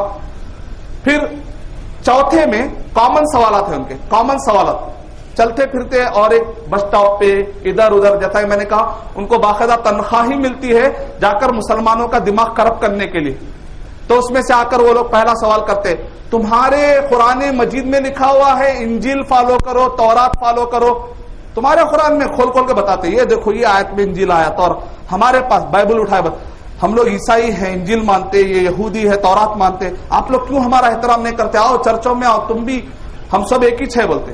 تو آپ پلٹا کے بولنا اللہ تعالیٰ نے ہم کو انجیل اور تورات ماننے کے لیے کہا, بائبل نہیں. تمہارے ہاتھ میں کیا ہے, بائبل ہے. تمہارے بائبل میں کیا ہے, انجیل متی, gospel of Matthew, gospel of Mark, gospel of John, gospel of Luke. تمہارے پاس متی, مارک, جان, یوحنا, ان سب کے بائبل ہے. گاسپل آف جیسس کہاں ہے پوچھنا, جس کے اصل قرآن مجید میں اللہ تعالیٰ نے انجیل عیسیٰ کہاں ہے بھائی پوچھنا. انجیل متی لا رہے ہیں, انجیل مرقس لا رہے ہیں, انجیل لوقا, انجیل عیسیٰ کہاں ہے, خواہ بیٹھ جاتا ہے. تو آپ ان سے ہم اس انجیل کو مانتے ہیں جو اللہ تعالیٰ نے حضرت عیسیٰ علیہ الصلوۃ والسلام پر نازل کیا. وہ جو تمہارے ہاتھ میں ہے وہ انجیل کا ہم اس کو دعویٰ نہیں کرتے. ہم اس تورات کو مانتے ہیں جو حضرت موسیٰ علیہ الصلوۃ والسلام پر اللہ سبحانہ تعالیٰ نے نازل کیا. اس زبور کو مانتے ہیں جو حضرت داؤد علیہ الصلوۃ والسلام پر اللہ سبحانہ تعالیٰ نے نازل کیا. وہ صحیفہ ابراہیم کو ہم مانتے ہیں جو ابراہیم علیہ الصلوۃ والسلام کو اللہ تعالیٰ نے دیا ہے. تو آپ ان سے کہیے آپ انجیل اور تورات کے ذریعے سے ہمیں گھمانے کی کوئی ضرورت نہیں ہے. اور قرآن مجید میں اللہ سبحانہ و تعالیٰ نے تو کہہ دیا ہے سورہ مائدہ نمبر 5 کے آیت نمبر 13 کے اندر کہ یہ لوگ انجیل کو بھلا دیے تھے. فَنَسُوا حَظًّا مِّمَّا ذُكِّرُوا بِهِ, یہ لوگ انجیل کو بھلا دیے تھے. جب بھول گئے تو محفوظ کہاں سے رہتی, لکھے ہی نہیں, جمع ہی نہیں کرے بولے اللہ تعالیٰ. اللہ تعالیٰ سورہ بقرہ نمبر 2 آیت نمبر 79 میں کرے فَوَيْلٌ لِّلَّذِينَ يَكْتُبُونَ الْكِتَابَ بِأَيْدِيهِمْ ثُمَّ يَقُولُونَ هَذَا مِنْ عِندِ اللَّهِ لِيَشْتَرُوا بِهِ ثَمَنًا قَلِيلًا فَوَيْلٌ لَّهُم مِّمَّا كَتَبَتْ أَيْدِيهِمْ وَوَيْلٌ لَّهُم مِّمَّا يَكْسِبُونَ. جہنم ان لوگوں کے لیے, یہودیوں کے بارے میں کہہ رہے ہیں, وہ اپنے ہاتھ سے لکھ کر کہتے ہیں یہ اللہ تعالیٰ کی ہے. قرآن مجید تو الٹا کہہ رہا ہے کہ تم اپنے ہاتھ سے لکھ کر کہہ رہے تھے یہ تورات ہے انجیل ہے. واقعی میں سمجھ میں آ گیا یہ وہی ہے جس کا میں قرآن میں پڑھ رہا تھا. بولو وہ انجیل تورات سے دھوکہ دینے کی کوشش مت کرو. تورات اور انجیل کو بدلتے تھے بول کے قرآن مجید میں اللہ تعالیٰ نے کہا بات سچی ہوگی, اب تم آئے ہو یہی وہ گھڑی ہوئی کتاب ہے جس کا ذکر قرآن میں ہے. ایسا کہہ کے اس کو آپ ایڈوانس میں جواب دیجیے انشاءاللہ.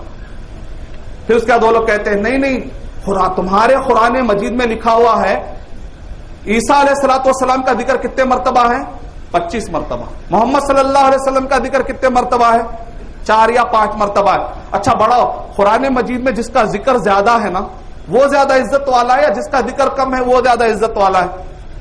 آپ کو یہ سوال کرتے ہو آپ ایک ارے ہو بھائی قرآن میں اتنا مرتبہ ذکر آیا نا, تو آپ ان کو بولنا قرآن مجید میں موسیٰ علیہ الصلوۃ والسلام کا ذکر کتنے مرتبہ آیا, 132 مرتبہ, 132 132 ٹائم آیا. تو کیا تم عیسیٰ علیہ الصلوۃ والسلام سے زیادہ موسیٰ علیہ الصلوۃ والسلام کو بڑا ماننے تیار ہو, کیا بولتے پھر قرآن بن جاتا. شیطان کا ذکر بھی بہت مرتبہ آیا بولنا پھر قرآن مجید میں, آہستہ سے بول دینا, گھبرانا نہیں. جب سوال کڑا ہے تو پھر جواب بھی کڑا رہنا پڑتا بعض اوقات, تاکہ سامنے والا پھر دوبارہ ہمت نہ کرے ارے جان دو مسلمان نہ تو بھائی دوسروں کو دیکھ لینا. پھر وہاں پر بھی گیا تو نہیں, وہاں پر کسی بھی انسان ہر جگہ جانا, یہاں تک کہ وہ آدمی انشاءاللہ کلمہ پڑھنا یہ نیت سے مذاق اڑانے کے لیے، گرانے کے لیے نہیں، لیکن اپنے آپ کو بھی مضبوط رکھیے. بعض لوگوں کے ڈاؤٹ کلیئر نہیں ہوتے جب تک کہ آپ ان کو مضبوط طریقے سے نہیں سمجھاتے، لیکن کلیئر ہمیشہ رہنا کہ ان کو گرانا مقصد یا ہرانا مقصد نہیں ہے، بلکہ how to win the people, کس طریقے سے انسانوں کا دل جیتے، یہ طریقے سے گفتگو کریے. ادعو الی سبیل ربک کہہ کر اللہ تعالیٰ نے آیت کو ختم نہیں کیا، آگے کا بالحکمت والموعظۃ الحسنہ. حکمہ یہ ہے کہ دیکھ سمجھ کے بات کرنا. وضع الشیء فی محلی، جس چیز کو جہاں پر جیسے رکھنا ویسے. عام بھولا بھولا ہے آپ اس کو پیار محبت سے سمجھا، ٹیڑے قسم کا ذکر ہے تو آپ اس کو تھوڑا ڈیبیٹنگ انداز میں بھی سمجھانا پڑتا ہے، لیکن ہمیشہ وجادلہم باللتی ہی احسن، اچھے اخلاق کا مظاہرہ کرنا چاہیے، بد اخلاقی کا مظاہرہ کبھی نہیں کرنا چاہیے، ورنہ وہ اور دور ہو سکتا ہے، وہ اور زہریلا بن سکتا ہے، وہ اور دشمن ہو سکتا ہے، یاد رہے. پھر وہ سوال کرتے اچھا عیسیٰ علیہ السلام تمہارے عقیدے کے مطابق قرآن مجید میں سورہ آل عمران 32 آیت نمبر 55 عیسیٰ علیہ السلام زندہ ہے تمہارے عقیدے کے مطابق، اور محمد صلی اللہ علیہ وسلم کا کیا ہو گیا؟ انتقال ہو گیا، وہ زمین میں، اور عیسیٰ علیہ السلام زندہ ہے. اچھا آپ بتاؤ کون زیادہ افضل ہے؟ تو آپ بولنا ابلیس بھی زندہ ہے ابھی تک. کیا بولنا؟ سورہ اعراف نمبر 7 آیت نمبر 13 14 15 میں بولنا ابلیس بھی زندہ ہے، نہ بولنا ٹھنڈے انداز، اس کو بولتے ہیں ٹھنڈے انداز میں شال میں لپٹ کے مارنا بولتے ہیں. مٹھی چھری، اچھا سونے کی چھری ہے تو بچے کو دے ڈالتے کیا؟ چھری بول تو سونے کی رہتی ہے لیکن چمکا کے بتانا، تو اس کو لیکن مارنا نہیں. پھر دہشت گرد یہ بول کے پھیلاتے آپ کے بارے میں، شال میں لپٹ کے والا اچھا ہے، تو ان کو بولتے ہیں آہستہ. مقصد کیا ہے ہمارا؟ ارے جان دے بھائی غلط سوال کر دیا، غلط جہاں پہ بٹن دبا دیا، بولنا ابلیس بھی زندہ. اللہ تعالیٰ سے اس نے دعا مانگی، اے میرے رب. آج ہمارے بہت سارے بھائی جو ہے نا مسلمان بھائی، یہ بابا وہ بابا وہ پکارتے، یا بابا وہ بابا. ابلیس بہتر ہے ان سے. تو ابلیس شرک نے کیا کبھی زندگی میں؟ شرک اتنا بدتر گناہ ابلیس بھی نہیں کرتا، لیکن آج کے ہمارے مسلمان بھائی جا کے فلاں بابا ان کو جا کے پکارتے. ابلیس کیا کرا؟ یا ربی انذرنی الی یوم یبعثون، اے اللہ تو مجھے قیامت تک زندہ رکھ، بغیر وسیلے کے ڈائریکٹ مانگا. اور ابلیس کی دعا قبول ہوگی. ہمارے مسلمان بھائی سے پوچھتے آپ ادھر ادھر جا کے کیوں مانگ رہے ہیں؟ بھائی اللہ سے مانگو. نہیں، ہم اتنے گنہگار ہیں، ہماری دعا قبول نہیں ہوتی. ابلیس سے ہی بڑا گناہ کر لیا. وہ کیا کر لیا بھائی آپ؟ اتنا بڑا گناہ کیا کر لیا؟ ابلیس دعا کر رہا تو ابلیس کی دعا قبول ہو رہی. اور اللہ تعالیٰ نے کہا الی یوم الوقت المعلوم، ایک وقت تک تم کو انشاءاللہ مہلت ملے گی. ابلیس کو آدم علیہ السلام کا انتقال ہو گیا، لیکن ابلیس کا ابھی تک بھی مرا نہیں ہو. تو ہم بولنا یہ کوئی بنیاد نہیں ہے کہ کوئی زندہ ہے تو زیادہ افضل ہے. اگر وہ بنیاد ہے تو پھر ابلیس افضل ہے کیا؟ مانتے کیا؟ پوچھنا. پھر اس کے بعد وہ لوگ کہتے ہیں نہیں عیسیٰ علیہ السلام جو ہے بغیر ابا کے پیدا ہوئے، میراکل تھا، بہت بڑا معجزہ تھا. تمہارے جو نبی ہے نا، تمہارے جو نبی ہے ان کو ابا بھی تھے امی بھی تھے، اب بتاؤ کون افضل ہے؟ تو ان کو بولنا ان مثل عیسیٰ عند اللہ کمثل آدم. آدم علیہ السلام کو تو ابا بھی نہیں تھے اور امی بھی نہیں تھے، آدم علیہ السلام کو بڑا مانتے کیا؟ یہ کوئی بنیاد ہے کیا؟ اور عیسیٰ علیہ السلام ٹھیک ہے ابا نہیں تھے، ہم مانتے ہیں، احترام کرتے ہیں، یہ تو ان کی خصوصیت ہے، اللہ تعالیٰ نے دی ان کو الحمدللہ. لیکن عورت سے تو نکلے نا، عورت سے ہی پیدا ہوئے. حوا علیہ السلام مرد سے پیدا ہوئے، مرد کے ریڑھ کی ہڈی سے نکالا گیا. حوا علیہ السلام خاتون ہے، ان کو ایک مرد سے نکالا جا رہا ہے. یہ تو اور زیادہ معجزے والی بات ہوئی کہ عورت مرد سے پیدا ہو رہی. کیا ان کو بڑا ماننے کے لیے تیار ہے کیا؟ تو پھر خاموش. اچھا یہ بولو کہ عیسیٰ علیہ السلام جو معجزے کرتے تھے، مردہ کو زندہ کر دیتے تھے، تمہارے نبی کیا کرے؟ تو ہم کہیں گے وہ اللہ کے حکم سے کرتے تھے. عیسیٰ علیہ السلام اپنی طرف سے کچھ بھی نہیں کرتے تھے. اچھا تم مان لو کہ زندہ کرنا تمہارے لیے بہت بڑی چیز ہے. ایک روح جس کی نکل گئی تھی، اس کی روح واپس ڈالے اللہ کے حکم سے. پہلے روح تھی یا نہیں تھی؟ روح نکل گئی تھی، واپس لائے. موسیٰ علیہ السلام کی جو لکڑی تھی وہ سانپ میں تبدیل ہو گئی. جس کے اندر کبھی روح نہیں تھی، وہ جانور ہی نہیں تھا، اس کے اندر روح آ کے باقاعدہ ایک جانور بن جا رہا. یہ بڑا معجزہ ہے کہ وہ بڑا معجزہ ہے؟ نبی صلی اللہ علیہ وسلم جس لکڑی پر ٹیک لگاتے تھے، جس لکڑی جب اس کو کاٹ کے اس کا ممبر بنایا جا رہا تھا، حنین الجزا، چھوٹے بچے کی طرح بلک بلک کے رو رہی تھی لکڑی. جو لکڑی کے اندر اتنی بڑی قوت آ جائے، یہ تو اس سے بڑا معجزہ ہو گیا. پھر خاموش. تو عیسائی حضرات کہتے ہیں نہیں بھائی، ایک ایسا سوال ہے اس کا جواب تو تم لوگ دے ہی نہیں سکتے. تو وہ لوگ کہتے ہیں اچھا یہ بتاؤ عیسیٰ علیہ السلام آسمان میں ہاں زندہ ہے؟ ہاں. نبی صلی اللہ علیہ وسلم کہاں ہے؟ خبر میں ہے. اب بتاؤ اوپر والا افضل ہے یا نیچے والا؟ علامہ ثناء اللہ امرتسری رحمۃ اللہ علیہ نے کیا کہا؟ ایک ترازو لایا جائے. ترازو معلوم نا؟ ترازو لایا جائے. اس کے بعد کہا ایک پلڑے میں 10 موٹا چاول رکھ دیا کرو. 10 کلو چاول رکھ دیے ایک پلڑے میں. دوسرے پلڑے میں کچھ بھی نہ رکھے تو ہلکا پلڑا جو ہوتا جس کے اندر کچھ بھی نہیں ہو کہاں ہو جاتا؟ اوپر ہو آتا. اور جس پلڑے میں جو ہے 10 کلو چاول رہتے کہاں آتا ہو؟ تو میں یہ موٹا لیتا ہوں اور خالی والا ہوا والا پلڑا آپ لے لو. کون سا افضل ہے؟ اوپر والا نا، لے لو. تو ہر چیز اوپر والی چیز صحیح افضل ہونا ضروری نہیں ہوتی ہے. آپ اس طریقے سے آپ انشاءاللہ ان کو سمجھا سکتے ہیں. یہ عام سوالات ہیں. پھر اس کے بعد وہ لوگ کہتے ہیں اب ذرا علمی سوالات آتے ہیں. تعجب کیا میں پیپروں پہ یہ بھی ڈال رہے ہو لوگ، لیکن آپ لوگ گھبرانے کی ضرورت ہے. ہر ایک کے جوابات ہوتے ہیں. ہم کو علم نہ ہونے کی وجہ سے بعض اوقات ہم پریشان ہوتے ہیں. اتنا کانفیڈنٹ رہیے. الحمدللہ ہر ایک کے جوابات ہوتے ہیں. قرآن مجید اللہ تعالی جاء الحق وزهق الباطل ان الباطل کان زهوقا، یعنی حق آ گیا اور باطل مٹ گیا، اور باطل تو مٹنا ہی مٹنا ہے. بائبل کا شروع ہوتی ہے معلوم؟ بائبل شروع ہوتی ہے اگر آپ پڑھتے 1611 جنرلی آپ لوگ کوشش کیا کریں لکھ لیجئے، کام آئے گا. اگر زیادہ پڑھے لکھے طبقے میں بات کر رہے ہیں تو آپ کو کام آئے گا. 1611 میں جو بائبل ہے کنگ جیمز ورژن ہے، اس کے بارے میں یہ پورے کرسچنوں کی بنیاد ہے یہ بائبل. اس بائبل کے بارے میں کون لکھ رہے ہیں؟ اور ایک بائبل نظر ثانی کی ہوئی بائبل کہتے ہیں، ریوائز اسٹینڈرڈ ورژن، یعنی ایک ایسا بائبل جس کو انسانوں نے نظر ثانی کیا. نعوذ باللہ، اللہ کے کلام کو بندہ نظر ثانی کر رہا ہے. جیسا کہتے ہیں نا ایک عالم صاحب نے اچھی کتاب لکھی، دوسرے عالم صاحب نے نظر ثانی کر کے اس کے اندر کیا کر دی؟ انہوں نے غلطیاں نکالی. ہاں بھی بول سکتے انسان ہے، انسان سے غلطی ہوتی. یہاں پر کس کی بات کو؟ بائبل کہہ رہے انجیل کو، ان کے نعوذ باللہ. اللہ کے کلام کو انسانوں نے کیا کیا؟ Revised standard version. اگر آپ بائبل میں جائیں اس میں لکھا RSV، اس کے پہلے پیج پہ کیا لکھا ہوا جانتے ہیں؟ ایسا کھولیے آپ بائبل کھولتے ہیں RSV میں 1952 اور 1971 کے بائبل کو آپ کھولیے. پہلے پیج پہ کیا لکھا ہے معلوم؟ ہم مانتے ہیں کہ کنگ 1611 کا جو بائبل ہے ہماری، جس کے اوپر اصل بنیاد ہے ہمارے پورے کرسچینٹی کی، ہم مانتے ہیں. اس کے باوجود بھی اس میں بہت بڑے بڑے غلطیاں کہتے ہیں، گڑے ہیں کہتے ہیں، اللہ لکھ در غلطیاں ہیں، لیکن غلطیاں بھی ہے تو وہ اوپر والے کا اچھا یہ ماننا پڑتا کہتے ہیں. ایسا جا کے کنٹینیو ہو رہی بات، یعنی بائبل کیسا شروع ہو رہی ہے. اس کے اندر غلطیاں ہیں پھر بھی ماننا پڑتا، اس لیے مان رہے ہم لوگ. قرآن مجید کیسا شروع ہو رہا ہے؟ ذالک الکتاب لا ریب فیہ، چیلنج سے شروع ہو رہی ہے. یہ وہ کتاب ہے لا ریب فیہ، اس میں کوئی شک کی گنجائش ہی نہیں ہے تو کوئی لا کے بتا دے.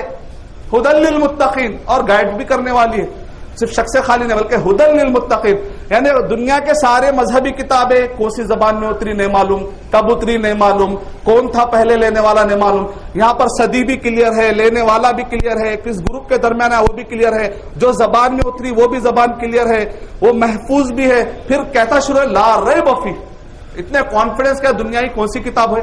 یہ قرآن میں. چھوٹی سی ہسٹری آپ کو دیتا ہوں کہ دعوت کے کام میں ہسٹری کی بہت ضرورت پڑتی ہے.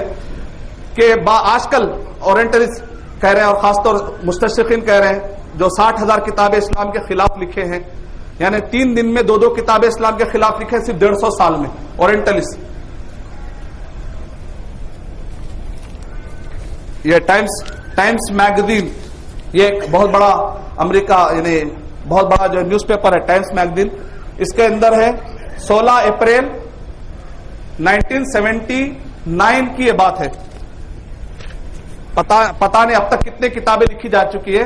150 سال میں 60,000 کتابیں اسلام اور مسلمانوں کے خلاف لکھی گئی. ہم کیا کر رہے ہیں اس کے اندر جو باتیں، اور یہ باتیں چھوٹے چھوٹے پمفلٹ کی شکل میں لا کر آندھرا میں اور حیدرآباد میں بڑے پیمانے پہ آج کل بٹ رہی ہیں.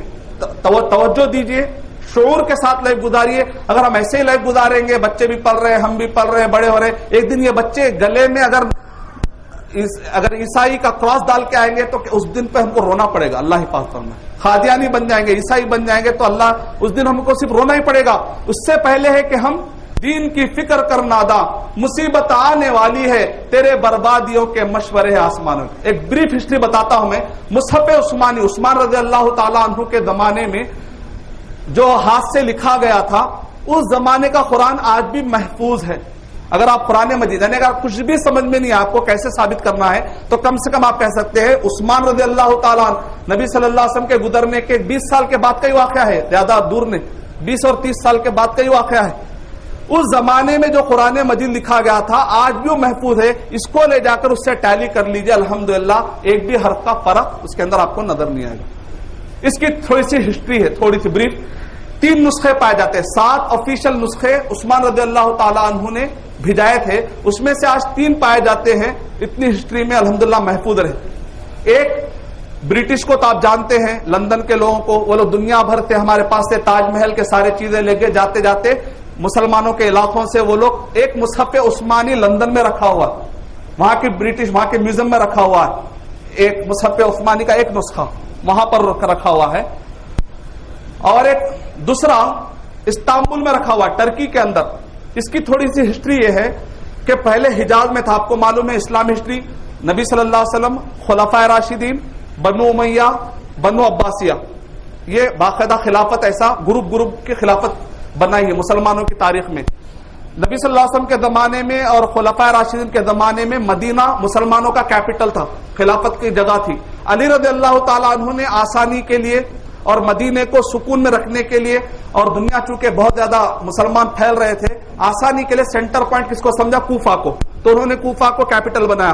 بعد میں بنو امیہ والوں نے دمشق سیریا کو بنایا، پھر بنو عباسیہ نے بغداد کو بنایا، کہا کہ بھئی یہ ہمارے لیے آسان ہے، ہندوستان کی طرف اسلام زیادہ پھیل رہا ہے۔ اس کے بعد ٹرکی سلطنت عثمانیہ والوں نے کہا کہ نہیں خلافت ٹرکی کو بنائیں گے کیونکہ یہاں سے کام کرنے کے لیے آسانی ہو جاتی ہمارے لیے۔ تو جس وقت پر ٹرکی میں خلافت تھی تو اس وقت پر انہوں نے کیا کیا؟ عثمان رضی اللہ تعالیٰ عنہ کے زمانے میں جو قرآن مجید لکھا ہوا تھا وہ مصحف لا کر انہوں نے ٹرکی میں رکھ دیا، حجاز سے، مدینے سے نکال کر انہوں نے کہا رکھا ٹرکی میں، کیونکہ محفوظ قلعے کی شکل میں تھا۔ پھر اس کے بعد فرسٹ ورلڈ وار جب ہوئی تو اس وقت پر جرمنی کے لوگوں نے حملہ کیا اور مسلمان ٹرکی پر حملہ کیا، ٹرکی پر حملہ کر کے وہ مصحف، ان کو معلوم تھا کہ مسلمان تاج کو پسند نہیں کرتے، ہیرے جواہرات کو پسند نہیں کرتے، مسلمان سب سے زیادہ کس کو پسند کرتے ہیں؟ قرآن مجید کو۔ تو یہ قرآن مجید کے مصحف کو وہ لے کر چلے گئے اور جا کر برلن کے میوزیم میں انہوں نے رکھ دیا، برلن کے میوزیم میں انہوں نے رکھ دیا۔ پھر اس کے بعد 1919 میں جو فرسٹ ورلڈ وار جب ختم ہونے کے بعد کا واقعہ ہے، 28 جون 1919 میں 1919 میں اس کو کہتے ہیں پیس ٹریٹی آف ورسل، ورسل کے ایریے میں یہ ٹریٹی ہوئی کہ بھئی ہم کو ابھی جنگ نہیں لڑنا ہے، جنگ ختم کرو۔ جنگ ختم کرنے کے ایک پیس ٹریٹی بنا، ایک معاہدہ بنا، وہ ایک بڑی بک میں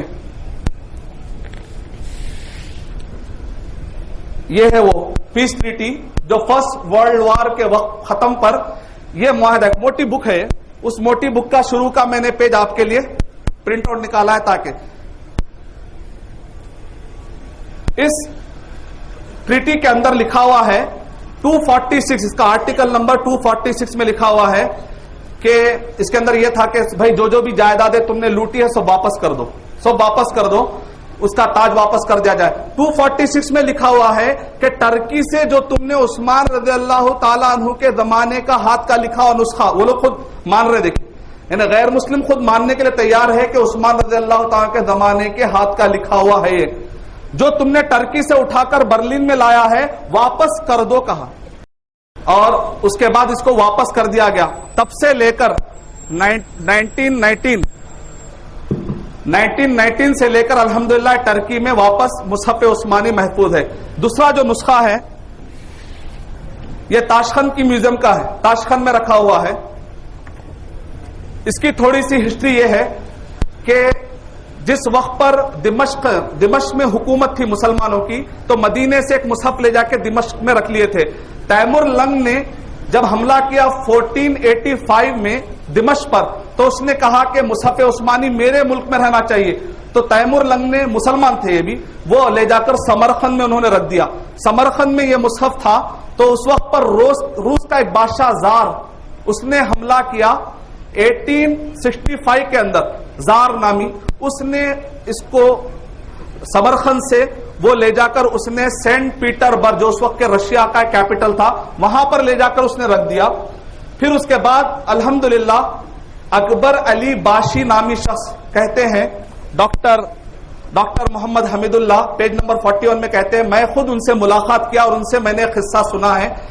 ڈاکٹر اکبر علی باشی کہتے ہیں، ڈاکٹر محمد حمید اللہ جانتے ہیں آرکیالوجیکل ڈپارٹمنٹ میں مینوسکرپٹ میں مخطوطات میں ماہر ہے، مسلم اور غیر مسلم بھی ان کو مانتے ہیں. تو کہتے ہیں کہ میں اکبر علی باشی سے میں نے ملاقات کی تو انہوں نے واقعہ سنایا کہ 50 سال تک ایک مصحف جو سمرقند کا روس والے لے کر چلے گئے تھے، 50 سال تک ان کے پاس تھا. اکبر علی بادشاہ وہاں کے جنرل تھے. جب کمیونزم آیا تو اس وقت پر 1917 میں جب کمیونزم آیا تو کئی لوگ واپس وہاں سے روس سے بھاگنے لگے. تو اکبر علی بادشاہ نے کہا میں بھی بھاگوں گا یہاں سے، لیکن جاتے جاتے پیلس میں سے مصحف عثمانی جو 50 سال سے رکھا ہوا ہے اس کو لے کر جاؤں گا. تو انہوں نے اپنے فوج کو حکم دیا کہ میرا حکم ہے کہ جا کر وہ مصحف لاؤ. فوج تو کمانڈر کی بات مانتی ہے، انہوں نے جا کر لا لیا. کمانڈر کو جیسے ہی یہ مصحف ملا وہ فوراً لے کر ترکستان چلے گئے. اس طریقے سے مصحف عثمانی واپس ترکستان آیا 1917 میں، اور 1924 میں پھر واپس یہ تاشقند کے میوزیم میں رکھ دیا گیا. تب سے لے کر الحمدللہ یہ محفوظ ہے. آپ کم سے کم یہ کہہ سکتے ہیں اس کو اور اس کو ٹیلی کر کے دیکھ لو، الحمدللہ قرآن مجید محفوظ ہے، ذرا بر بھی حروف کا اس کے اندر فرق پایا نہیں جاتا. یہ وہ باتیں تھی جو میں آپ کے سامنے بتایا. قرآن مجید پر اعتراضات کے جوابات جو میں نے آپ کو مختصر بتائے ہیں، اور بھی آپ کو مطالعہ کرنا چاہیے علماء سے. ابھی جو ڈاکٹر سعید احمد حفیظہ اللہ آپ کا ٹاپک ہی ہے ہندوستان پر اورینٹلسٹ، جو اسلام پر اعتراضات کرتے ہیں، بکس لکھتے ہیں، کون ہے اصل میں اورینٹلسٹ ہے، جن کی کتابوں کو لے کر عیسائی منکرین حدیث جتنے بھٹکے فرقے ہیں یہ سب ان کی کتابوں کو لے کر اپنا کاروبار چلاتے ہیں. تو آپ نے اصل لوگوں پر بھی حملہ کر دیا، اس پر پی ایچ ڈی کیا اپنی ماشاءاللہ. تو آپ شیخ سے بھی انشاءاللہ اس سے استفادہ کر سکتے ہیں، اور بہت سارے ویب سائٹ کا آپ مطالعہ کریں، علماء سے تعلق رکھیں، اور علماء سے آپ یہ سوالات اگر جوابات انشاءاللہ لیں تو انشاءاللہ مجھے امید ہے کہ صحیح طریقے سے جو جواب ہو سکتا ہے انشاءاللہ ہم جواب دیں گے. مقصد یہ ہے تاکہ ہم پہلے اپنے آپ کو بچا سکیں، یعنی جیسا آپ کہتے ہیں تحفظ المسلمین، مسلمانوں کی پہلے حفاظت کریں، ان کو بھٹکنے سے بچائے، پھر ساتھ میں کہ دوسروں کو بھی جہنم سے بچانے کی فکر کریں. اس نیت سے اگر علم حاصل کریں گے تو انشاءاللہ اللہ تعالیٰ اس میں برکت دیں گے. میں اللہ تعالیٰ سے دعا کرتا ہوں کہ اللہ سبحانہ و تعالیٰ مجھے اور آپ سب کو قرآن مجید اور اسلام، قرآن مجید اور صحیح احادیث اور نبی اکرم صلی اللہ علیہ وسلم اور صحابہ کے طریقے کے مطابق چلنے والا بنائے. قرآن مجید اور صحیح حدیث کو نبی اور صحابہ کے طریقے کے مطابق سمجھنے والا اور اس کو پھیلانے والا بنائے. آمین. وآخر دعوانا الحمدللہ رب العالمین.